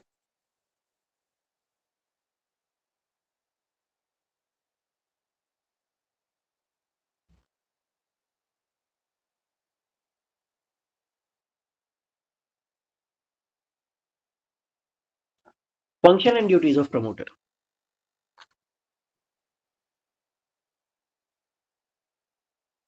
Function and duties of promoter cover करता है सेक्शन नंबर 11 से लेकर के सेक्शन नंबर 18 तक। यहां पे लिखी है प्रमोटर्स की रिस्पॉन्सिबिलिटीज। सबसे पहले सेक्शन नंबर 11(1) ये बात करता है क्वार्टर अपडेट के बारे में कि प्रमोटर को समय समय पे क्वार्टर अपडेट करना पड़ेगा। ठीक है, detail of registration, quarter update. Quarter update में क्या क्या देना है कि कितने अपार्टमेंट आपने बेच दिए, कितने अपार्टमेंट आपके पास बचे हुए हैं। गराजेस की लिस्ट आपको देना है कि कितने आपने बेच दिया, अपने आपके बचे हुए हैं। अगर कोई नया अप्रूवल आपने लिया है तो उसकी डिटेल आपको देना है। Status of the project form 1 2 3 के हिसाब से आपको बताना है। और कोई डॉक्यूमेंट अगर जरूरी लगता है तो वो आपको अपलोड करना है। 11(2) बात करता है the advertisement of prospectus issued published by the promoter shall mention prominently the website address of the authority। Authority के वेबसाइट का एड्रेस आपके प्रोस्पेक्टस में मैंडेटरी होना चाहिए और वेबसाइट एड्रेस के साथ में अब प्रोजेक्ट का क्यूआर कोड भी मैंडेटरी हो गया।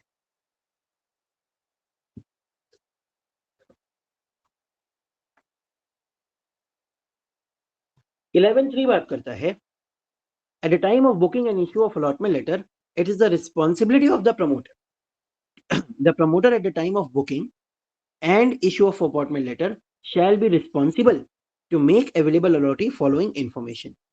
ये इंफॉर्मेशन आपको अलॉटी को देना है। Sanction plan, layout plan, specification approve by the competent authority, आपका वेबसाइट का एड्रेस, ये सारी चीजें आपको देना है। स्टेज वाइज आपको डेवलपमेंट वर्क प्लान भी आपको अलॉटी को देना है। साथ में ये भी बताना है कि जो बेसिक एमिनिटीज है लाइक वाटर, सैनिटेशन, इलेक्ट्रिसिटी आप कब तक कंप्लीट कर देंगे। प्रमोटर की ये भी रिस्पॉन्सिबिलिटी है, the promoter shall be responsible for all application, responsibility and function under the provision of this act, rules and regulation thereunder to the allotee as per the agreement of sale।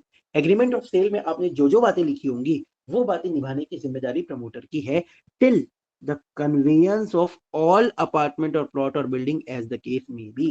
जब तक common area transfer नहीं हो जाता है तब तक वो सारी जिम्मेदारी निभाने का काम प्रमोटर करेगा।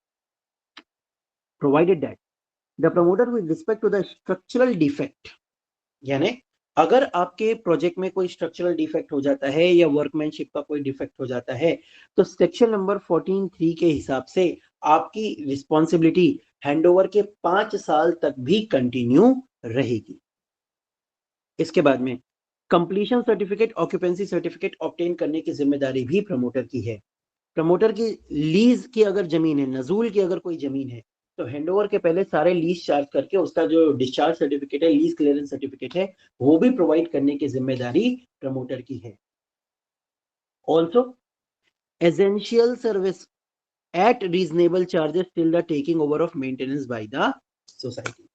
तो एसेंशियल सर्विसेज यानी जो बेसिक फैसिलिटीज है, वाटर की है, इलेक्ट्रिसिटी की है, क्लीनिंग की है, ये सर्विसेज जो आपको रीजनेबल कॉस्ट में प्रोवाइड करना है।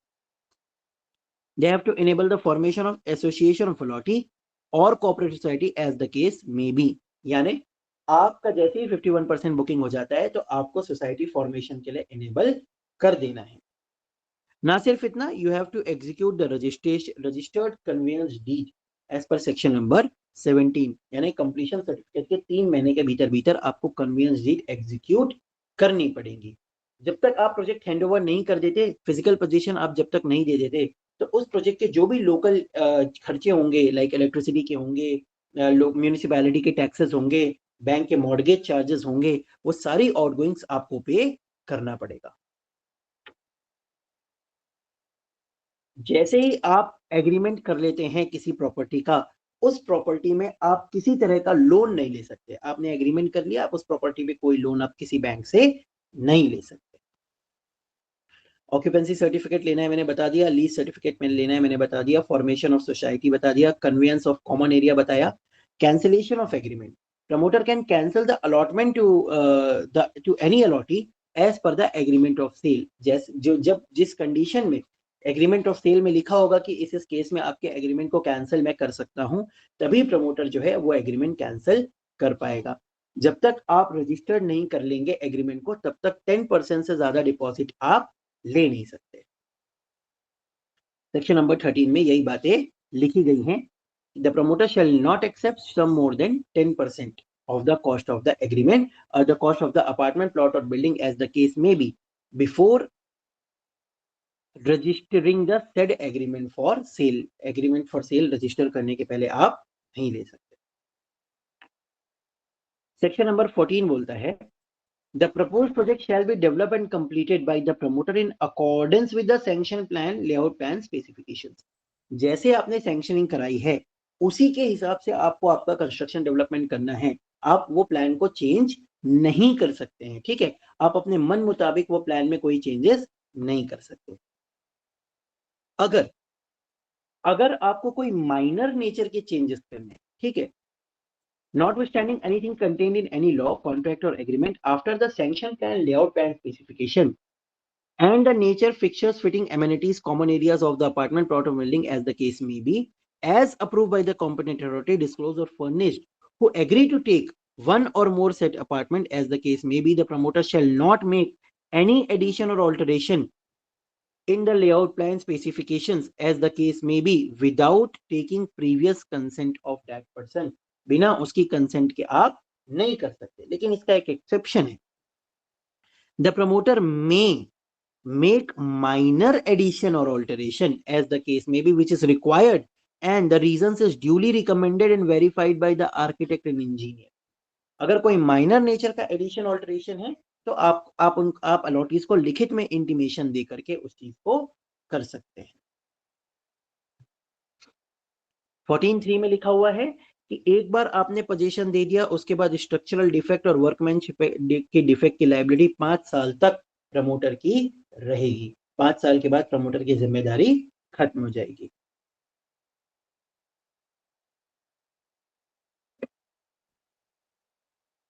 अगर प्रमोटर ने समय पे पोजीशन नहीं दिया तो क्या होगा? अगर प्रमोटर ने समय पे पोजीशन नहीं दिया यानी प्रोजेक्ट डिले हो गया, तो जब तक डिले होगा तब तक अलॉटी को आपको इंटरेस्ट देना पड़ेगा। लेकिन अगर अलॉटी बोलता है कि नहीं, मुझे प्रोजेक्ट में कंटिन्यू नहीं करना, मुझे मेरे पैसे वापस कर दीजिए, तो जो भी आपने पैसे अलॉटी से लिए होंगे उस पैसे को विद इन 45 डेज इंटरेस्ट के साथ आपको रिफंड करना पड़ेगा।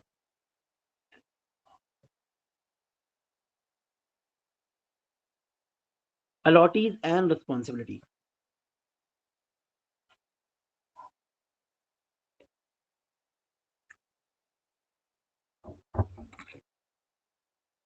अलॉटीज के क्या क्या राइट्स हैं, अलॉटीज की क्या क्या रिस्पॉन्सिबिलिटीज है, वो बातें हम लोग देखेंगे। Basically it is covered under section number 19।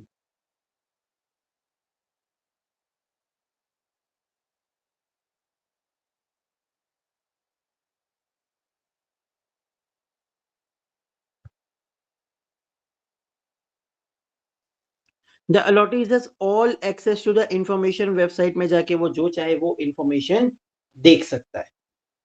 The allottee is entitled to occupancy certificate and completion certificate, यानी अलॉटी बोल सकता है कि आप इस प्रोजेक्ट का कंप्लीशन सर्टिफिकेट लाके दीजिए। Allottee is entitled to remedy by approaching RERA against wrongful cancellation, यानी अगर गलत कैंसिलेशन कर दिया है उसका प्रमोटर ने, तो अलॉटीज रेरा के पास में जाके कंप्लेन कर सकते हैं। अगर पोजीशन नहीं मिला समय पे तो allottee compensation and interest claim कर सकते हैं। Allotee is also the allotee is also entitled to claim compensation for loss caused by defect in title. गलत प्रॉपर्टी बेच दी, गलत टाइटल का माल बेच दिया, तो उसके लिए भी लॉस कॉम्पेंसेशन क्लेम करने का अधिकार अलॉटी के पास में है। और अलॉटी के पास में ये भी अधिकार है कि वो प्रमोटर को बोल के कन्वेंस डीड एग्जीक्यूट करा सके कि भाई मेरा माल मेरे को बेच के आप कन्वेंस डीड एग्जीक्यूट करके रजिस्ट्रार के पास में अपने रिकॉर्ड चेंज कर दीजिए। इसके अलावा अलॉटी की क्या क्या जिम्मेदारी है? मोटा मोटी दो तरह की जिम्मेदारी है। द अलॉटी जिसने एग्रीमेंट किया है उस एग्रीमेंट के हिसाब से शैल पे at the proper time and place the share of registration charges, municipal taxes, water electricity charges, maintenance charges, ground rent and any other charges if any. ठीक है, तो अलॉटी को समय पे पैसे देना अलॉटी की ये जिम्मेदारी है, जैसा एग्रीमेंट में लिखा होगा वैसा देना पड़ेगा। अगर अलॉटी ने समय में पैसा नहीं दिया तो उसको इंटरेस्ट पे करना पड़ेगा एज पर द एग्रीमेंट। ठीक है, जब भी सोसाइटी बनेगी तो अलॉटी की ये जिम्मेदारी है कि उसको सोसाइटी में जाके पार्टिसिपेट करना पड़ेगा। Every allottee shall take the physical position of the apartment plot or building as the case may be within period of 2 months from the date of certificate issued by the authority, competent authority. जैसी occupancy मिल गया उसके 2 महीने के भीतर भीतर आपको जाके physical position लेना पड़ेगा। साथ में every allottee shall participate toward the registration of conveyance deed, यानी ऐसा नहीं होना चाहिए कि बिल्डर आपको बुला बुला के थक गया, आप रजिस्ट्री करने नहीं जा रहे हैं और जाकर के प्रमोटर की कंप्लेन आप कर दिए कि भाई ये मुझे रजिस्ट्री करके नहीं दे रहा है, तो ये आपको करना पड़ेगा। डिस्प्यूट रेजोल्यूशन में मैंने आपको बताया MahaRERA authority, adjudicating officer, appellate tribunal, conciliation forum. इसके बाद हमने दो चीजें और देखी which is high court and supreme court. तो किस तरह से डिस्प्यूट रेजोल्यूशन हो सकता है उसके बारे में बातें यहाँ पे लिखी हुई।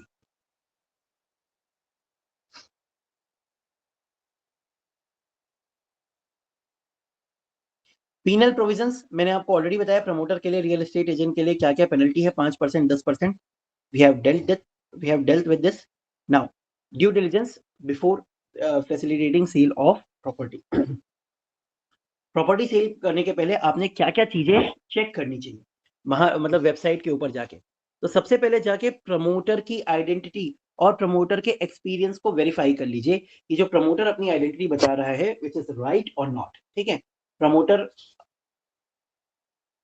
किस कंपनी में है, उसके डायरेक्टर्स कौन कौन है, क्या वो लोग डिफॉल्टर है, क्या उस कंपनी के ऊपर कोई केसेस चल रहे हैं, कोई सिविल सूट है, कोई लीगल सूट है, वो सारी चीजें आप चेक कर सकते हैं। टाइटल ऑफ द प्रॉपर्टी आप वेरीफाई कर लीजिए। टाइटल ऑफ प्रॉपर्टी आप सर्च रिपोर्ट के थ्रू वेरीफाई कर सकते हैं, जहां पे प्रमोटर को मैंडेटरी है कि वो कोई भी प्रोजेक्ट रजिस्ट्रेशन कराने के पहले उसका एक टाइटल सर्च करा के देगा 30 सालों का, जिसमें एडवोकेट लिख के देगा कि whether the title of the property is clear and marketable और नॉट। प्रमोटर के बिल्डिंग परमिशन एंड आईओडीज आप चेक कर लीजिए कि प्रमोटर ने प्रॉपर अथॉरिटी से कमेंसमेंट सर्टिफिकेट ले लिया है कि नहीं। कमेंसमेंट सर्टिफिकेट अगर प्रॉपर है तो उसके पहले कई सारे अप्रूवल्स होते हैं जो प्रमोटर ने ऑलरेडी ले लिया होगा। कई सारे जगह पे अलग अलग अथॉरिटी होती है, जैसे मुंबई में एमसीजीएम है और दूसरी अथॉरिटीज है, नागपुर में एनएमआरडीए है, अकोला अमरावती तरफ चले जाएंगे तो वहाँ की लोकल नगर परिषद है। इस तरह की बहुत सारी सैंक्शनिंग अथॉरिटीज होती हैं जहां से आपको सैंक्शंस लेने होते हैं। These are the list of sanction जो अलग अलग प्रमोटर लेता है। Nearly it counts out 30 sanctions जो इनको लेने होते हैं, जिसमें मेजर मेजर सैंक्शंस आपको यहाँ पे दिए हुए हैं।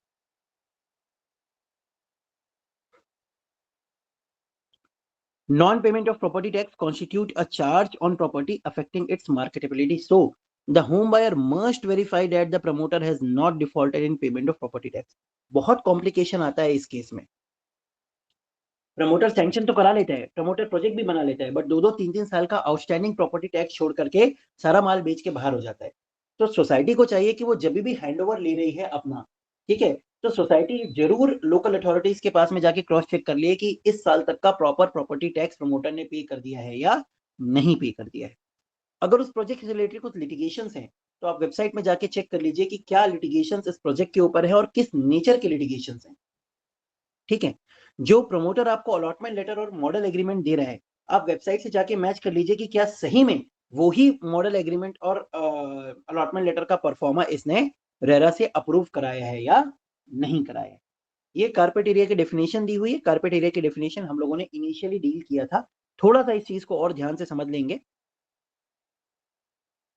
ठीक है, prior to RERA there was no industry wide standard definition for calculation of apartment area. कोई भी स्टैंडर्ड डेफिनेशन नहीं थी, but now it mandates the developer to sell the apartment based on the Maharera carpet area. According to the act, carpet area means net usable floor area of apartment. ठीक है, तो ये तो लेना ही है। Excluding, ठीक है, ध्यान दीजिएगा, एक्सक्लूडिंग लिखा है, यानी ये नहीं लेना है। The area covered by the external wall, area under service shaft, exclusive balcony, veranda and exclusive open terrace area, ये सब चीजें नहीं लेना है। But including the area covered by internal partition of the apartment, यानी जो इंटरनल वॉल है वो एरिया आपको लेना है। The standardisation of carpet area definitions ensure that the home buyer are correct, home buyers are not misleaded. Super built up area 2000 foot है, actual में उसको 1000 फुट ही मिल रहा है यूज करने। ऐसे बहुत सारे प्रॉब्लम्स होते थे, इसलिए कारपेट एरिया को स्टैंडर्डाइज कर दिया और सारे लोगों के लिए कॉमन है। इसलिए ये अलॉटी को जरूरी है कि कारपेट एरिया किसको बोलते हैं, इस चीज को चेक करें। अलॉटमेंट लेटर और एग्रीमेंट का फॉर्मेट था 9th लेक्चर, जहां पे अलॉटमेंट लेटर में सारी चीजें देनी है कि आपका अपार्टमेंट कौन सा है, आपकी पार्किंग कौन सी है, जिससे कि बाद में कोई कंफ्यूजन ना हो। यूनिट की डिटेल्स, ठीक है, अलॉटमेंट की डिटेल्स, पार्किंग की डिटेल्स, जो भी आपने पार्ट कंसिडरेशन दे दिया है उसकी डिटेल्स, आगे किस तरह से पैसे देने हैं उसकी डिटेल्स, ये सब अलॉटमेंट लेटर में रहेगा। ठीक है, अलॉटमेंट लेटर के साथ में आपके अप्रूवल्स की डिटेल, अगर उसमें कोई बोझा है, इनकम्बरेंसेस, उसकी डिटेल ये आपको देनी है। इसमें एक इंपॉर्टेंट फैक्टर है ये कैंसिलेशन का, इस पे कई बार क्वेश्चन आ जाता है, ध्यान दीजिएगा। अगर अलॉटमेंट लेटर इश्यू करने के 15 दिन के अंदर ही कैंसिलेशन हो जाता है तो कोई भी पैसा प्रमोटर डिडक्ट नहीं कर सकता। अगर 16 दिन से 30 दिन के भीतर भीतर कैंसिल होता है तो 1% of the cost of unit deduction हो सकता है, it is the maximum deduction. ठीक है, अगर 31 दिन से 60% के भीतर भीतर कैंसिलेशन होता है तो 1.5% ऑफ द कॉस्ट, और अगर 61 दिन के बाद होता है तो मैक्सिमम 2%। इतना ही कैंसिलेशन प्रमोटर डिडक्ट कर सकता है। बट एक बार जब एग्रीमेंट एग्जीक्यूट हो गया तो फिर एग्रीमेंट के टर्म्स के हिसाब से कैंसिलेशन को डील किया जाएगा।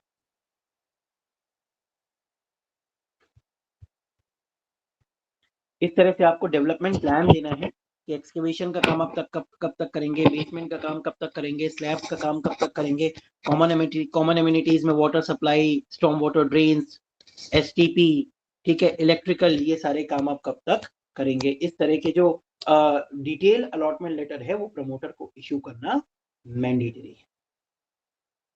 ठीक है, चलिए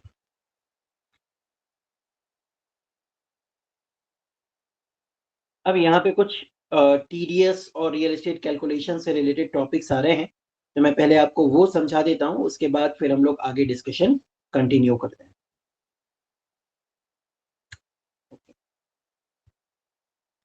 चलिए, रियल एस्टेट कैलकुलेशंस में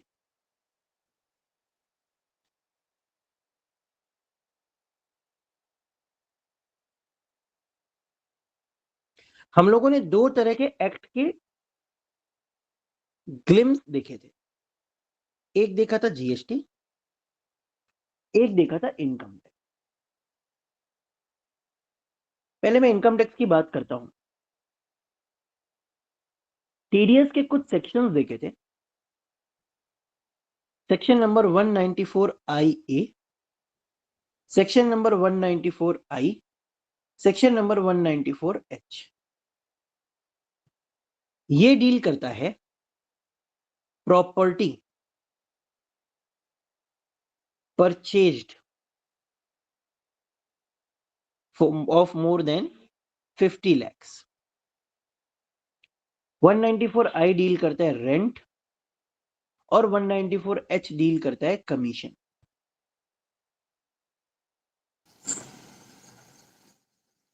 ये बोलता है कि अगर ड्यूरिंग द ईयर आप किसी पर्सन को 15,000 रुपए से ऊपर का कमीशन देते हो, सॉरी, यस प्लीज, ओके, अगर आप किसी को साल भर के अंदर 15,000 रुपए से ऊपर का कमीशन देते हो तो आपको 5% टीडीएस डिडक्ट करना पड़ेगा। यानी अगर आप किसी को 1 लाख रुपए दे रहे हो तो 5% टीडीएस डिडक्ट करके 95,000 आप उसको पे कर दो और बैलेंस 5,000 आप गवर्नमेंट के पास डिपॉजिट कर देंगे उस व्यक्ति के पैन के। ठीक, नाउ रेंट। अगर आप किसी को साल भर में 2,40,000 रुपए के ऊपर रेंट दे रहे हो तो आपको 10% of rent as TDS deduct करना पड़ेगा। ये बोलता है ये वाला सेक्शन, अगर आप 50 लाख रुपए की प्रॉपर्टी खरीद रहे हो तो आपको 1% ऑफ टीडीएस डिडक्ट करना पड़ेगा सेलर का। यानी सपोज प्रॉपर्टी 75 लाख की है, ठीक है, तो बायर को चाहिए कि इसका 1% यानी 75,000 रुपए डिडक्ट करे और बचा हुआ 74,25,000 रुपए वो सेलर को पे करे और ये 75,000 रुपए उसको गवर्नमेंट के पास में डिपॉजिट कराना पड़ेगा। और ये डिपॉजिट कराने का जो फॉर्म था उसको हम लोग बोलते थे form number 26 QB. 26 QB number का फॉर्म भर के उसको ये 25,000 रुपए गवर्नमेंट के पास में डिपॉजिट कराना। ठीक है, इसके कुछ एक्सेप्शन थे 194 आई ए के, जैसे एग्रीकल्चरल लैंड को ये सेक्शन नहीं लगता। दूसरा, नॉन रेसिडेंशियल इंडियन अगर कोई है उसकी इनकम है तो उसको ये सेक्शन नहीं लगेगा, उसको दूसरा सेक्शन लगता है, डेट इज 195। तीसरा, कंपलसरी एक्विजिशन में ये सेक्शन नहीं लगता। रोड बनाने के लिए गवर्नमेंट ने अगर लैंड ले ली तो ये नहीं लगेगा। अगर प्रॉपर्टी 50 लाख रुपए से नीचे है तो भी ये सेक्शन नहीं लगेगा। ये चारों एक्सेप्शन है इस सेक्शन। जीएसटी,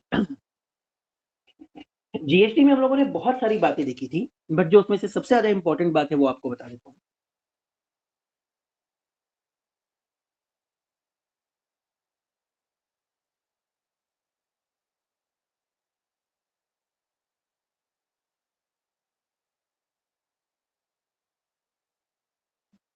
किस प्रोजेक्ट पे कितना टैक्स लगता है, कितना जीएसटी लगता है।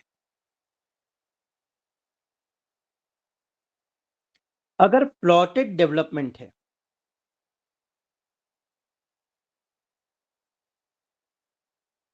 तो इस पे कोई जीएसटी नहीं। हालांकि कुछ लोग इस पे भी जीएसटी चार्ज करते हैं, बिकॉज उनके लॉजिक ऐसे है कि हम लोग डेवलपमेंट चार्जेस पे जीएसटी लेंगे, बट गवर्नमेंट ने इस चीज पे क्लैरिफिकेशन दे दिया है कि प्लॉटेड डेवलपमेंट पे कोई जीएसटी नहीं लगेगा। दूसरा है रेसिडेंशियल अपार्टमेंट प्लस बिल्डिंग।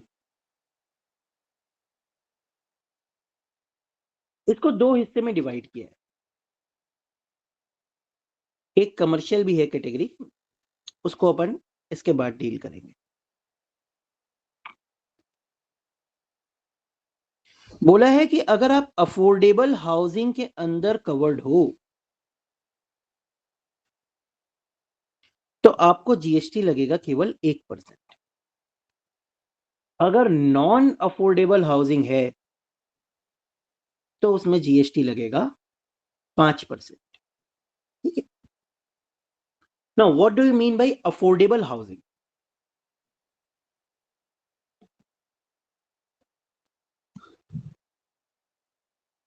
अगर आपका कारपेट एरिया, जो ऊपर हमने डेफिनेशन देखा कारपेट एरिया का, वही वो 60 स्क्वायर मीटर या 90 स्क्वायर मीटर से कम है एंड सेल कंसिडरेशन 45 लाख रुपए से नीचे है, तो उसको अफोर्डेबल हाउसिंग के अंदर मान लिया जाएगा। नाउ जो महानगर हैं, जैसे मुंबई हो गया, दिल्ली हो गया, कैलकाता हो गया, बैंगलोर हो गया, चेन्नई हो गया, यहाँ पे 60 स्क्वायर मीटर है और बचे दूसरे शहरों के लिए ये 90 स्क्वायर मीटर है। ठीक है। तो एरिया का क्राइटेरिया भी है और सेल वैल्यू का क्राइटेरिया भी है। ऐसे केसेस में 1% जीएसटी लगेगा, बाकी सारे केसेस में आपको 5% जीएसटी देना होगा। कमर्शियल प्रॉपर्टी है, अगर प्योर कमर्शियल है, ठीक है, तो आपको जो जीएसटी लगेगा वो लगेगा 12%। 12% जीएसटी कमर्शियल प्रॉपर्टी में लगेगा। लेकिन अगर mixed development,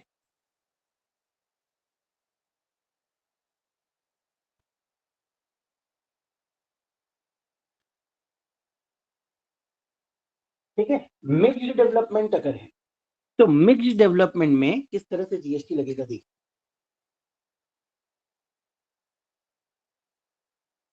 if commercial area is less than 15% of total area, तो 1% और 5% एज द केस में भी इतना ही जीएसटी लगेगा। लेकिन if commercial area is more than 15% of total area of project,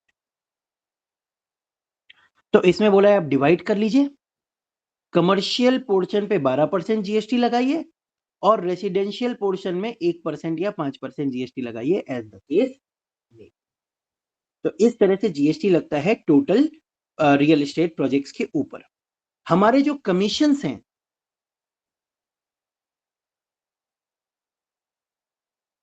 उस पे अगर आप रेगुलर स्कीम के अंदर हैं तो उस पे स्ट्रेट अवे 18% जीएसटी है। और हमारे लिए जो जीएसटी रजिस्ट्रेशन की लिमिट है इट इज 20 लैक्स, यानी किसी भी साल में अगर आपका 20 लाख से ऊपर कमीशन हो जाता है तो उसमें आपको रजिस्ट्रेशन लेना पड़ेगा जीएसटी। और ये 20 लैक्स कोई स्लैब लिमिट नहीं है। 20 लैक्स हर साल के लिए नहीं देखना है, एक बार अगर आप जीएसटी में रजिस्टर हो गए तो उसके बाद हर एक रुपए पे आपको जीएसटी लगेगा। So now I open the forum for the question and answer sessions. पहले आपके क्वेश्चन डील कर लेते हैं, जो भी आपकी क्वेरीज रही होंगी पढ़ाई करते वक्त, और उसके बाद हम लोग वापस अगर समय बचेगा तो कुछ चीजों पे चर्चा करेंगे। यस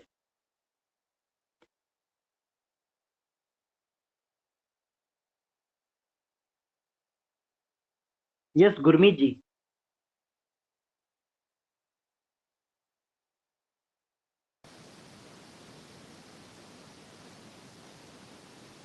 यस गुरमीत जी बोलिए।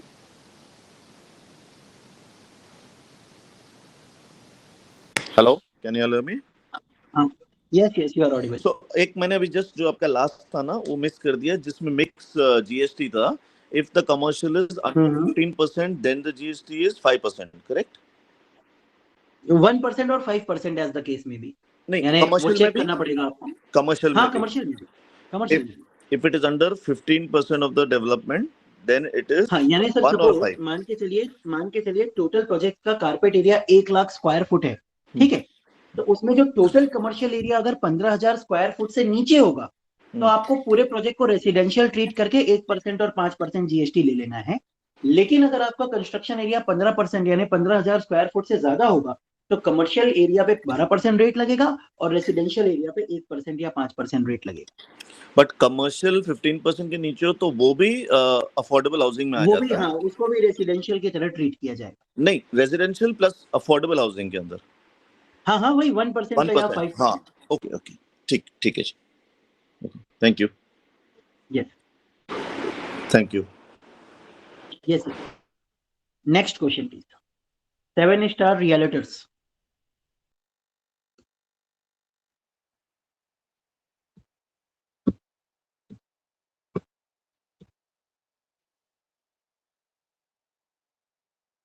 Seven-star realtors.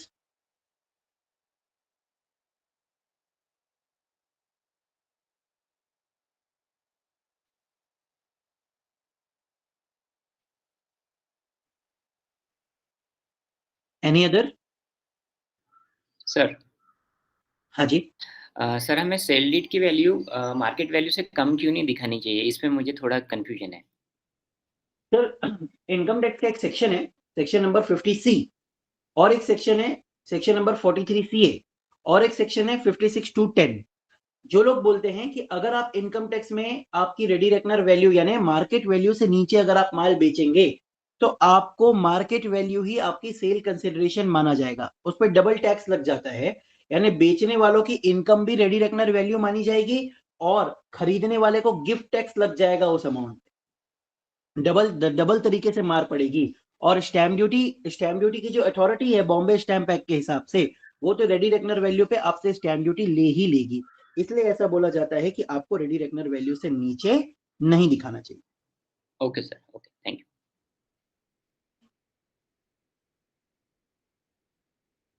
7-star realtor.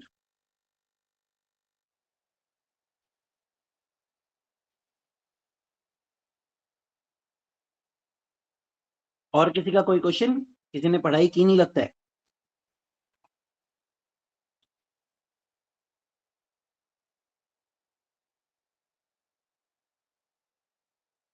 Sir, ये क्या सेक्शंस वाइज भी क्वेश्चन पूछ सकते हैं क्या, कि मतलब हाँ सेक्शन सर, 11.2 में क्या लिखा है, सेक्शन 11.3 में क्या लिखा है?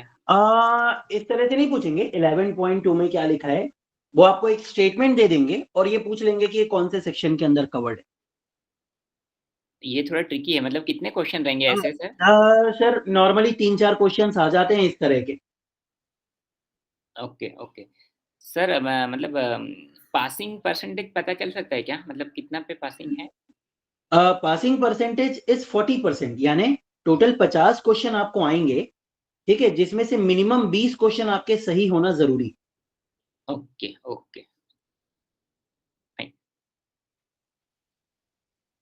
Next question please.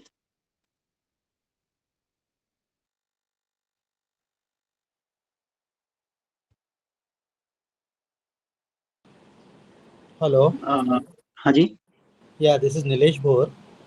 बोलिए। सर, ये जो लास्ट के 4 फेजेस में जो एग्जाम्स हुए हैं उसके क्वेश्चन उन्होंने क्या क्वेश्चन पेपर सेट किया था, वो जो फॉर्मेट है वो आप प्रोवाइड करेंगे क्या?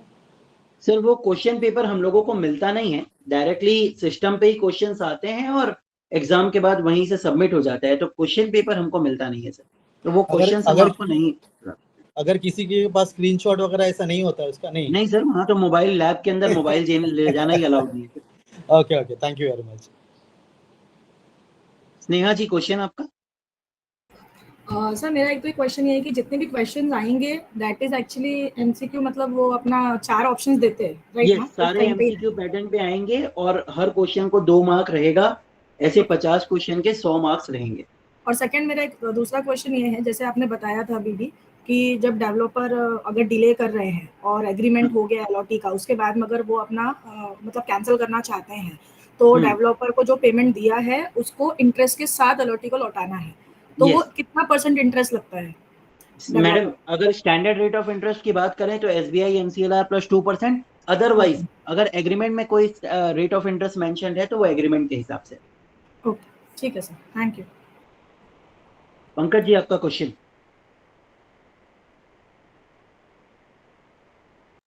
पंकज राजगुरु जी, आपका क्वेश्चन। Sorry, मेरा माइक ऑफ था। Yes. Can you hear me? Yes. Yes, you are audible. I just want to know, sir, कि ये actually उस वक्त कोई provisional registered number ऐसा कुछ मिला था हमें महाराष्ट्र से from the website. I don't know why. जब हो सकता है जब हमने वो apply किया होगा examinations का या कुछ. So what exactly is this provisional registration number? What does that provisional mean? Registration number नाम की कोई चीज नहीं होती है।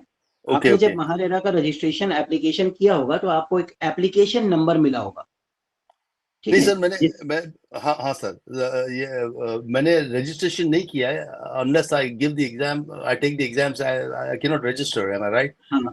हाँ बिल्कुल, ये- बिल्कुल सही बोल रहे हाँ, तो ये कैसे आया मेरे को समझ में नहीं आया। हो।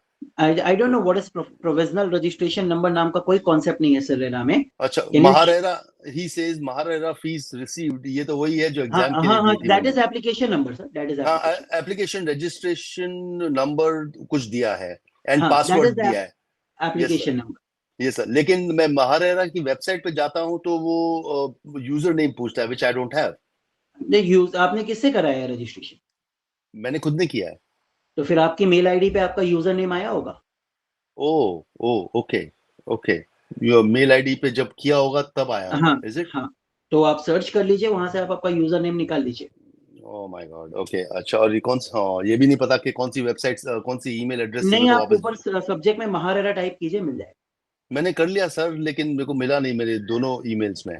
तो जिस डेट का आपका एप्लीकेशन है ना, हाँ, उस डेट का आप जो रिसीट है जिस डेट की आपके पास, अब वो रिसीट भी ईमेल में आई होगी?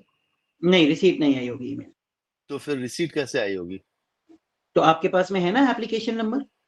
एप्लीकेशन नंबर तो है, यस सर। हाँ, तो आप वो एप्लीकेशन नंबर डालिए उसमें मेल पे आपके, है ना, तो भी आपको हाँ। मिल जाएगा। और अगर कुछ भी पॉसिबल नहीं होता है तो महारेरा की वेबसाइट पे एक टोल फ्री नंबर है, वो टोल फ्री अच्छा। नंबर 1800 से चालू होता है। Exactly I don't remember the number. 1800 contact us के अंदर आपको मिल जाएगा।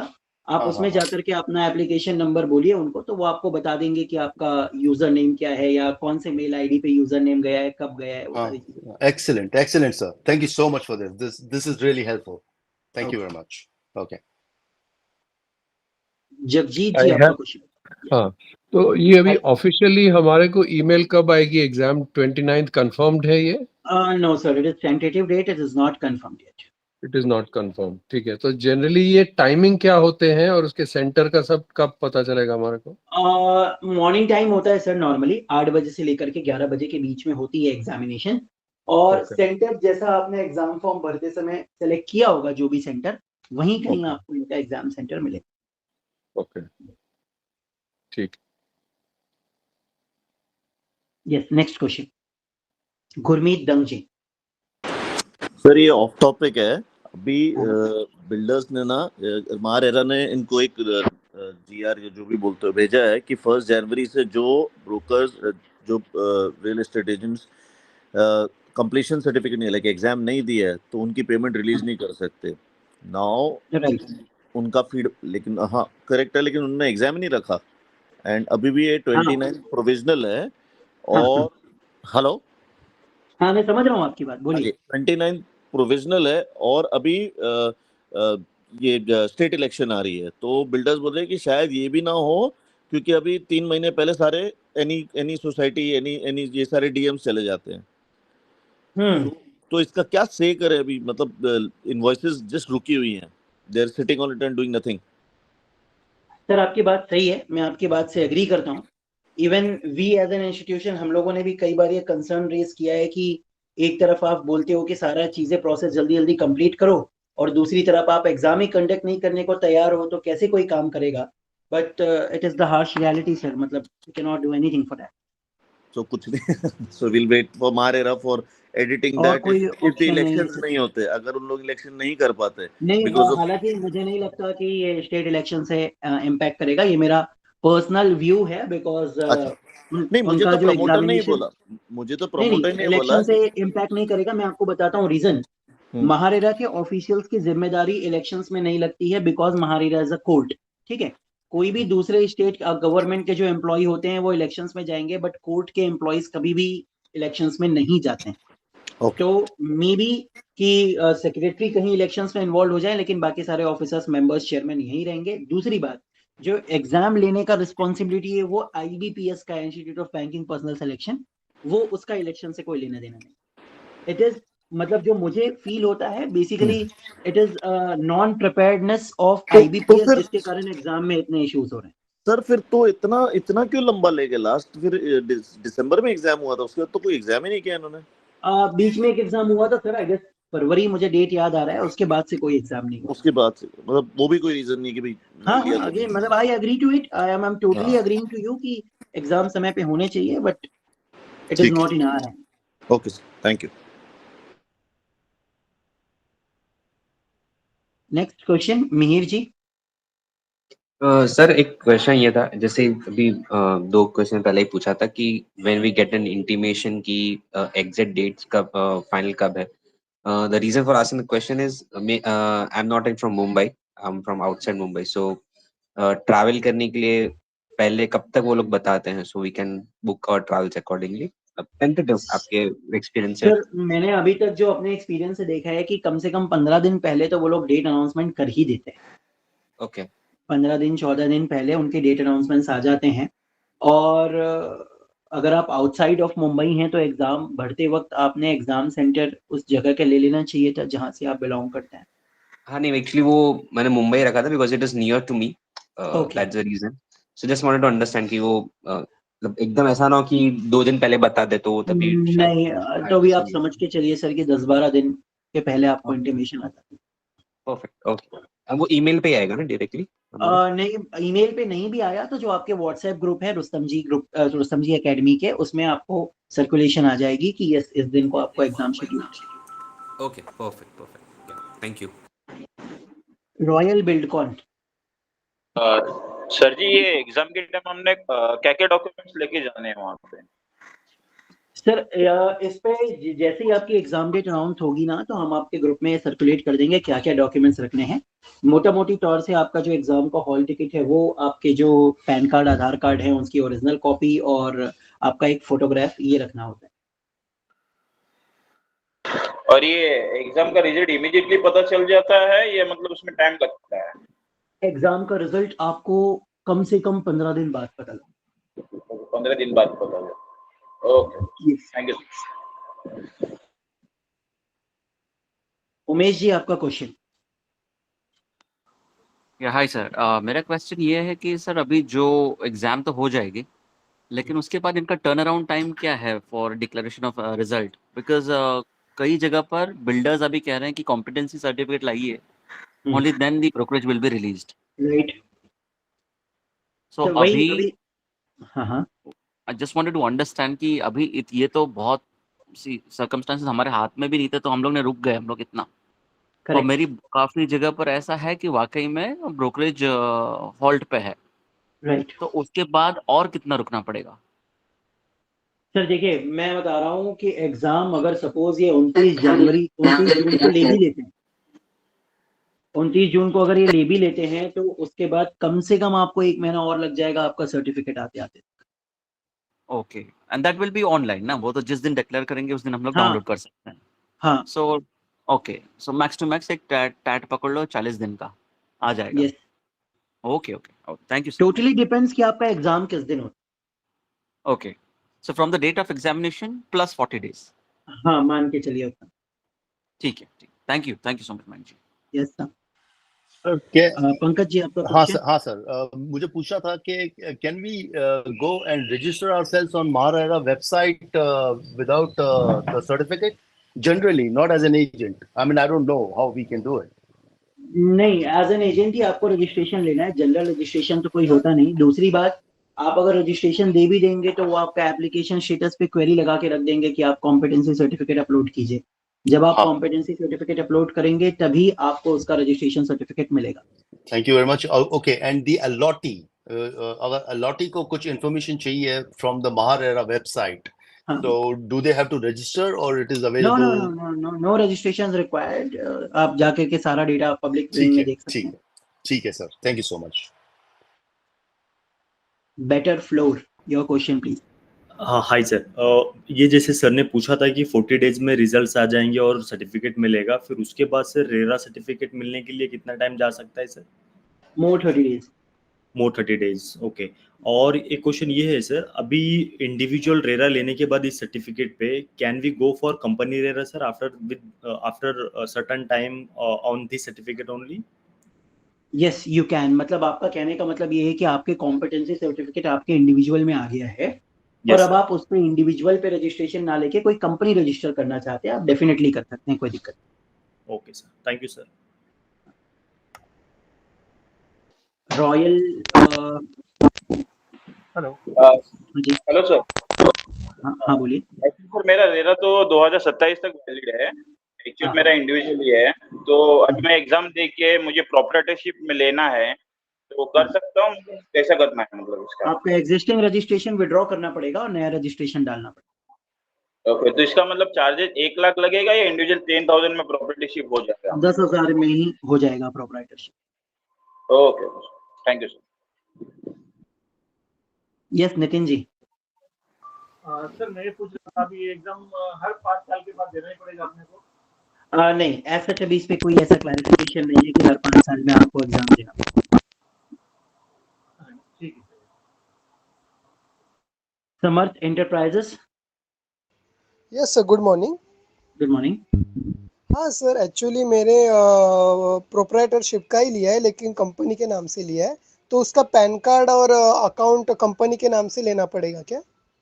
प्रोप्राइटरशिप और कंपनी दोनों अलग अलग चीज होती है सर। प्रोप्राइटरशिप पे अगर आपने अपना रेरा रजिस्ट्रेशन लिया है तो पैन कार्ड अलग नहीं होता है, पैन कार्ड उसमें इंडिविजुअल का ही चलता है, लेकिन बैंक अकाउंट आपको प्रोप्राइटरशिप के नाम से खुलाना पड़ेगा। मतलब मेरे कंपनी के नाम से, राइट सर? हाँ, यानी ट्रेड नेम बोलते हैं सर उसको, company name is not a proper term. Okay okay, मैंने वो 10,000 वाला जो आप बता रहे थे ना वही लिया है, लेकिन उसमें कंपनी का नेम अभी ऐड कर सकते हैं ना अपन? नहीं, ऐड वैड कुछ नहीं, जो आपने ले लिया वही रहेगा, एग्जिस्टिंग रजिस्ट्रेशन में कुछ ऐड नहीं होगा। हाँ हाँ, खाली बैंक अकाउंट मुझे वो उस नेम से बनाना पड़ेगा, राइट? हाँ हाँ। ओके ओके, तो वो बिल्डर से वो उसी इसके चेक लेने हैं, राइट ना सर? यस, आप जिस नाम पे आपका रेरा रजिस्ट्रेशन है उसी का बिल रेज करेंगे और उसी नाम पे चेक लेंगे। ओके, पैन कार्ड बनाने की जरूरत नहीं है ना सर? सर पैन कार्ड बनता ही नहीं है, पैन कार्ड हमेशा इंडिविजुअल का होता है या फिर पार्टनरशिप फर्म का होता है या प्राइवेट लिमिटेड कंपनी का होता है। प्रोप्राइटरशिप का कोई पैन कार्ड अलग नहीं होता है। ओके, खाली बैंक अकाउंट बनाना है। हाँ। Okay sir, thank you so much. Okay, Abdullah ji आपका question. Good morning sir. Yes good morning. ये जो हॉल टिकट का सवाल एक दिन ने किया था, ये हॉल टिकट कहाँ से मिलेगी हमें? हमने एप्लीकेशन फॉर्म तो डाउनलोड कर लिया था, आ गया था वो। हाँ हाँ, जब आपका एग्जाम अनाउंस हो जाएगा ना सर, तो एग्जाम अनाउंस होने के साथ में आपका एग्जाम सेंटर के साथ में हॉल टिकट आ जाएगी, तो आपको वो डाउनलोड करना पड़ेगा IBPS की वेबसाइट से। एप्लीकेशन नंबर डाल के आपको हॉल टिकट डाउनलोड करना। एप्लीकेशन नंबर जो मेल पे आया है? Yes. Registration number and password वही ना? हाँ हाँ। ओके, जो individual applications intimation charges receive application registration number जो आया है एंड पासवर्ड है, राइट? तो वो सामने से मेल पे आएगा या हमें उसकी वेबसाइट पे जाके करना है? आपको डाउनलोड करना होगा हॉल टिकट। हॉल टिकट तो अभी तक डेट डिसाइडेड नहीं हुआ है? नहीं, कंफर्म नहीं आया है, टेंटेटिव बोल रहे हैं 29, ऐसा चांसेस है कि वही कंफर्म हो जाएगा, बट स्टिल जब तक ऑफिशियल अनाउंसमेंट होता नहीं, आई कैन नॉट कमिट। वो हमें ग्रुप से मिल जाएगा? हाँ, ग्रुप से मिल जाएगा।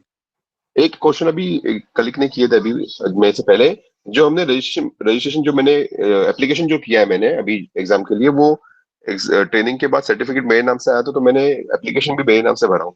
तो जो प्रोप्राइटरशिप वाला जो सर्टिफिकेट रजिस्ट्रेशन करना है रेरा में, उस टाइम पे कैसा रहेगा वो? नहीं, तो आपने रेरा में एप्लीकेशन कर दिया है क्या? एग्जाम के लिए ना? नहीं, रेरा रजिस्ट्रेशन का एप्लीकेशन कर दिया है क्या? नहीं किया। हाँ, तो वो प्रोप्राइटरशिप के नाम पे कीजिए ना, कोई दिक्कत नहीं। तो अभी जो फिलहाल तो मैंने सिर्फ एग्जाम का एप्लीकेशन किया हूँ मेरे नाम से। हाँ, तो कोई दिक्कत नहीं है ना, आप सर्टिफिकेट आने दीजिए आपके नाम पे और रेरा रजिस्ट्रेशन प्रोप्राइटरशिप के नाम पे ले सकते हैं, कोई दिक्कत नहीं। Done thanks. Sir can I ask? Yes please.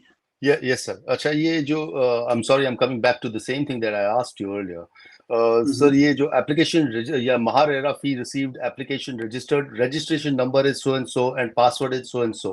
So इसका ये कहाँ पे यूज कर पाऊंगा मैं जब ये जो अभी अब्दुल्ला जी जिस रजिस्ट्रेशन नंबर और पासवर्ड की बात कर रहे थे, ये तो एग्जाम फॉर्म वाला आईडी पासवर्ड है, ठीक है? ये इससे आप हॉल टिकट डाउनलोड कर लेंगे, इससे आप रिजल्ट्स डाउनलोड कर लेंगे, ठीक है? अच्छा। महारेरा के पोर्टल का आईडी पासवर्ड अलग होता है।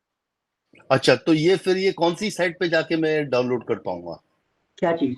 हॉल टिकट की बात कर रहे हैं? हॉल टिकट और रिजल्ट्स अगर जब होगा IBPS की वेबसाइट पे उसका लिंक आएगा ना ग्रुप में। ओह, IBPS, okay, I was going on the wrong this thing. अच्छा, तो वो IBPS की वेबसाइट पे जाके मैं मेरा वो पेमेंट रिसीट भी डाउनलोड कर सकता हूँ? नहीं, पेमेंट रिसीट दोबारा नहीं मिलती है सर। अभी ये IBPS की जो साइट है, एक मिनट सागर जी, एक मिनट, पंकज जी कंक्लूड कर लीजिए, और कुछ है? हाँ नहीं सर, बस वो ही पूछ रहा था। तो उसके लिए पेमेंट रिसीट भी ले जानी पड़ेगी ना मेरे ख्याल से एग्जाम के लिए? यस, बोलते तो हैं कि पेमेंट रिसीव ले जाना चाहिए। हाँ, तो फिर वो फिर कैसे, where can I get it from? Sir वो डाउनलोड नहीं हो पाता है, पेमेंट रिसीट आपको उसी समय निकाल के रखनी होती है जब आपने पेमेंट किया है, बट नहीं भी है तो कोई ऐसा बहुत दिक्कत वाली बात नहीं है, आप हॉल टिकट लेके चले जाइए, हो जाए। हॉल टिकट लेके चल, ठीक है, thank you sir. Yes Rohit ji, आपका क्वेश्चन। सर एक ये कनेक्टेड क्वेश्चन है, अगर आप ले लें। हाँ बोलिए सागर जी। जो आप बोल रहे थे ना, मैंने इसके बीच में बोला, जो आप कह रहे हैं कि IBPS ऑनलाइन की जो साइट है उसमें सर वो नहीं चल रहा है। अब जो मेरा रजिस्ट्रेशन नंबर है और पासवर्ड मैं डाल रहा हूँ, ठीक है ना, वो और आप उसके बाद में सबमिट करो तो वो कह रहा है कि exam dates are already over. तो आप एक्चुअली एग्जाम डेट आई नहीं है ना सर अभी, एक बार एग्जाम डेट अनाउंस होने दीजिए, उसके बाद चलेगा। जैसे अभी देखिए मैंने वो पिछले एग्जाम डेट के लिए बोल रहे हैं, एग्जाम डेट ओवर, नया डेट अनाउंस होने दीजिए, उसके बाद ओपन हो। आने कह रहे हैं last date of application, okay, reprint is over, continue to home page, और वापस वहीं पे वापस होम पेज पे आ जाता है। वही तो मैं बोल रहा हूँ, वेट कीजिए एग्जाम डेट अनाउंस होने का, उसके बाद ऐसा मैसेज नहीं आएगा। अच्छा, उसके बाद में ओपन हो जाएगी साइट वापस। ठीक है, okay, thank you. Rohit ji, आपका क्वेश्चन। हेलो। हाँ सर, मेरा क्वेश्चन ये था कि मेरा जो रेरा रजिस्ट्रेशन है वो मेरा इंडिविजुअल नेम में है, ठीक है? अभी मैंने कोई फर्म स्टार्ट किया है प्रोप्राइटरशिप में, तो मैं डिजिटल मार्केटिंग वो फर्म के नाम से कर सकता हूँ क्या? नहीं कर सकता, जिस नाम पे रेरा रजिस्ट्रेशन है उसी नाम पे मार्केटिंग। ओके सर, या थैंक यू। समर्थ एंटरप्राइजेस। हाँ सर, ग्रुप में 29 मेंशन किया था exam date. Sir 29 is tentative date जो महारेरा ने बताया है, इसलिए वो मेंशन किया हुआ है। ओके, मतलब वो कंफर्म नहीं है, राइट? हाँ, वो मोस्ट प्रोबेबली वही कंफर्म होगा, बट अभी तक ऑफिशियल अनाउंसमेंट नहीं हुआ। Okay sir, thank you.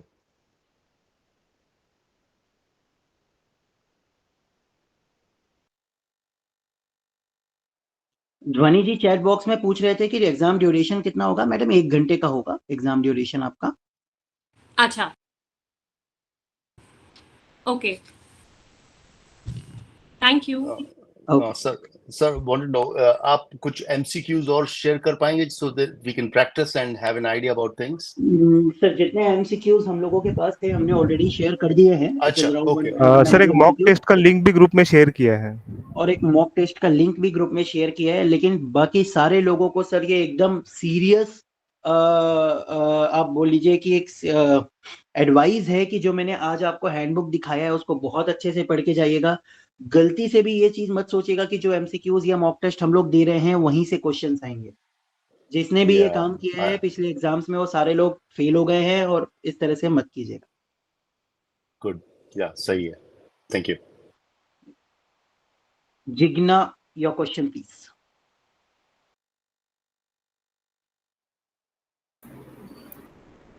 Okay, Ajinkya ji, your question, please.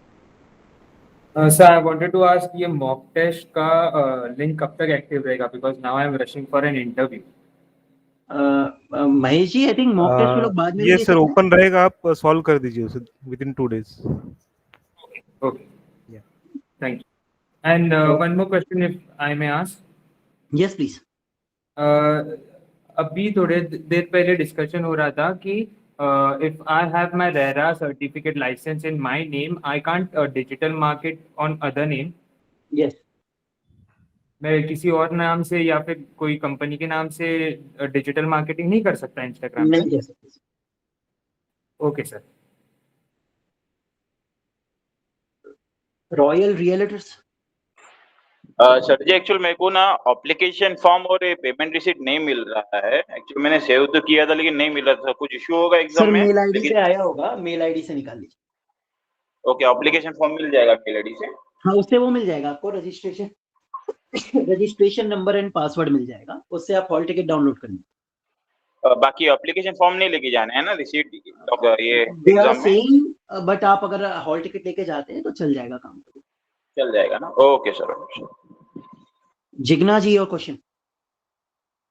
या can you hear me sir? Yes, you are audible. जैसे बताया अपना कॉम्पिटेंसी सर्टिफिकेट आएगा, उसके बाद ही महारेरा के लिए रजिस्टर करना है कि अभी भी कर सकते हैं? यस, नहीं मैडम, कॉम्पिटेंसी सर्टिफिकेट आने के बाद। ओके, बिकॉज वो 30 डेज के प्रोसेस के बाद इधर रिजेक्ट या एक्सेप्ट करता है ना इन विद इन 30 डेज। हाँ, वो क्वेरी लगा के छोड़ देंगे कि आप अपना कॉम्पिटेंसी सर्टिफिकेट दीजिए, तब तक आपका काम होगा ही नहीं। ओके, या okay, thank you. And one more thing, मुझे ये हैंडबुक मेरा जो ग्रुप में सेंड हुआ था वो डिलीट हो गया है, तो can I get it again? Sir yes, उसका लिंक हम फिर से भेज देंगे सारे PT Thank scan you. Handbook का। या thank you so much.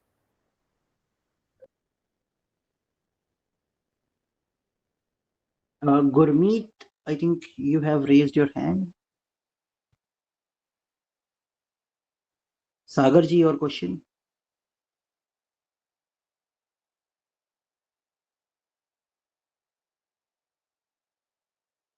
Sagar ji, do you have a question? Yes sorry. तो मेरा वो हैंडबुक के बारे में था, आपने मैं थोड़ा लेट ज्वाइन किया तो आपने कहा कि आज जो मैंने हैंडबुक दिया तो वो कौन सा वाला हैंडबुक दिया आपने? वो हैंडबुक आज नहीं दिया है, पहले शेयर किया गया है आपके ग्रुप में। इसका लिंक जो है हम लोग रीशेयर कर देंगे। जो मैं आपको आज डिस्प्ले कर रहा था ना स्क्रीन में, उसके बारे में बात कर रहा था, तो वो आप अच्छे से पढ़ के जाइए एग्जाम के पहले, ऐसा मेरा कहना। Okay okay.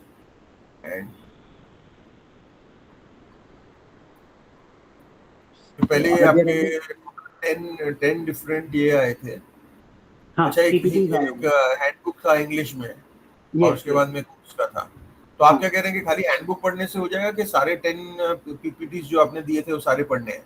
सर ऐसे तो अगर आप 10 पीपीटीज पढ़ें तो बहुत ही अच्छी बात है, लेकिन मिनिमम आपको वो 120 पेजेस वाला हैंडबुक तो पढ़ना ही पढ़ना है, उसका कोई ऑप्शन नहीं है। अच्छा, मिनिमम वो तो करना ही करना है, अगर बाकी करने तो ठीक है। Thank you so much.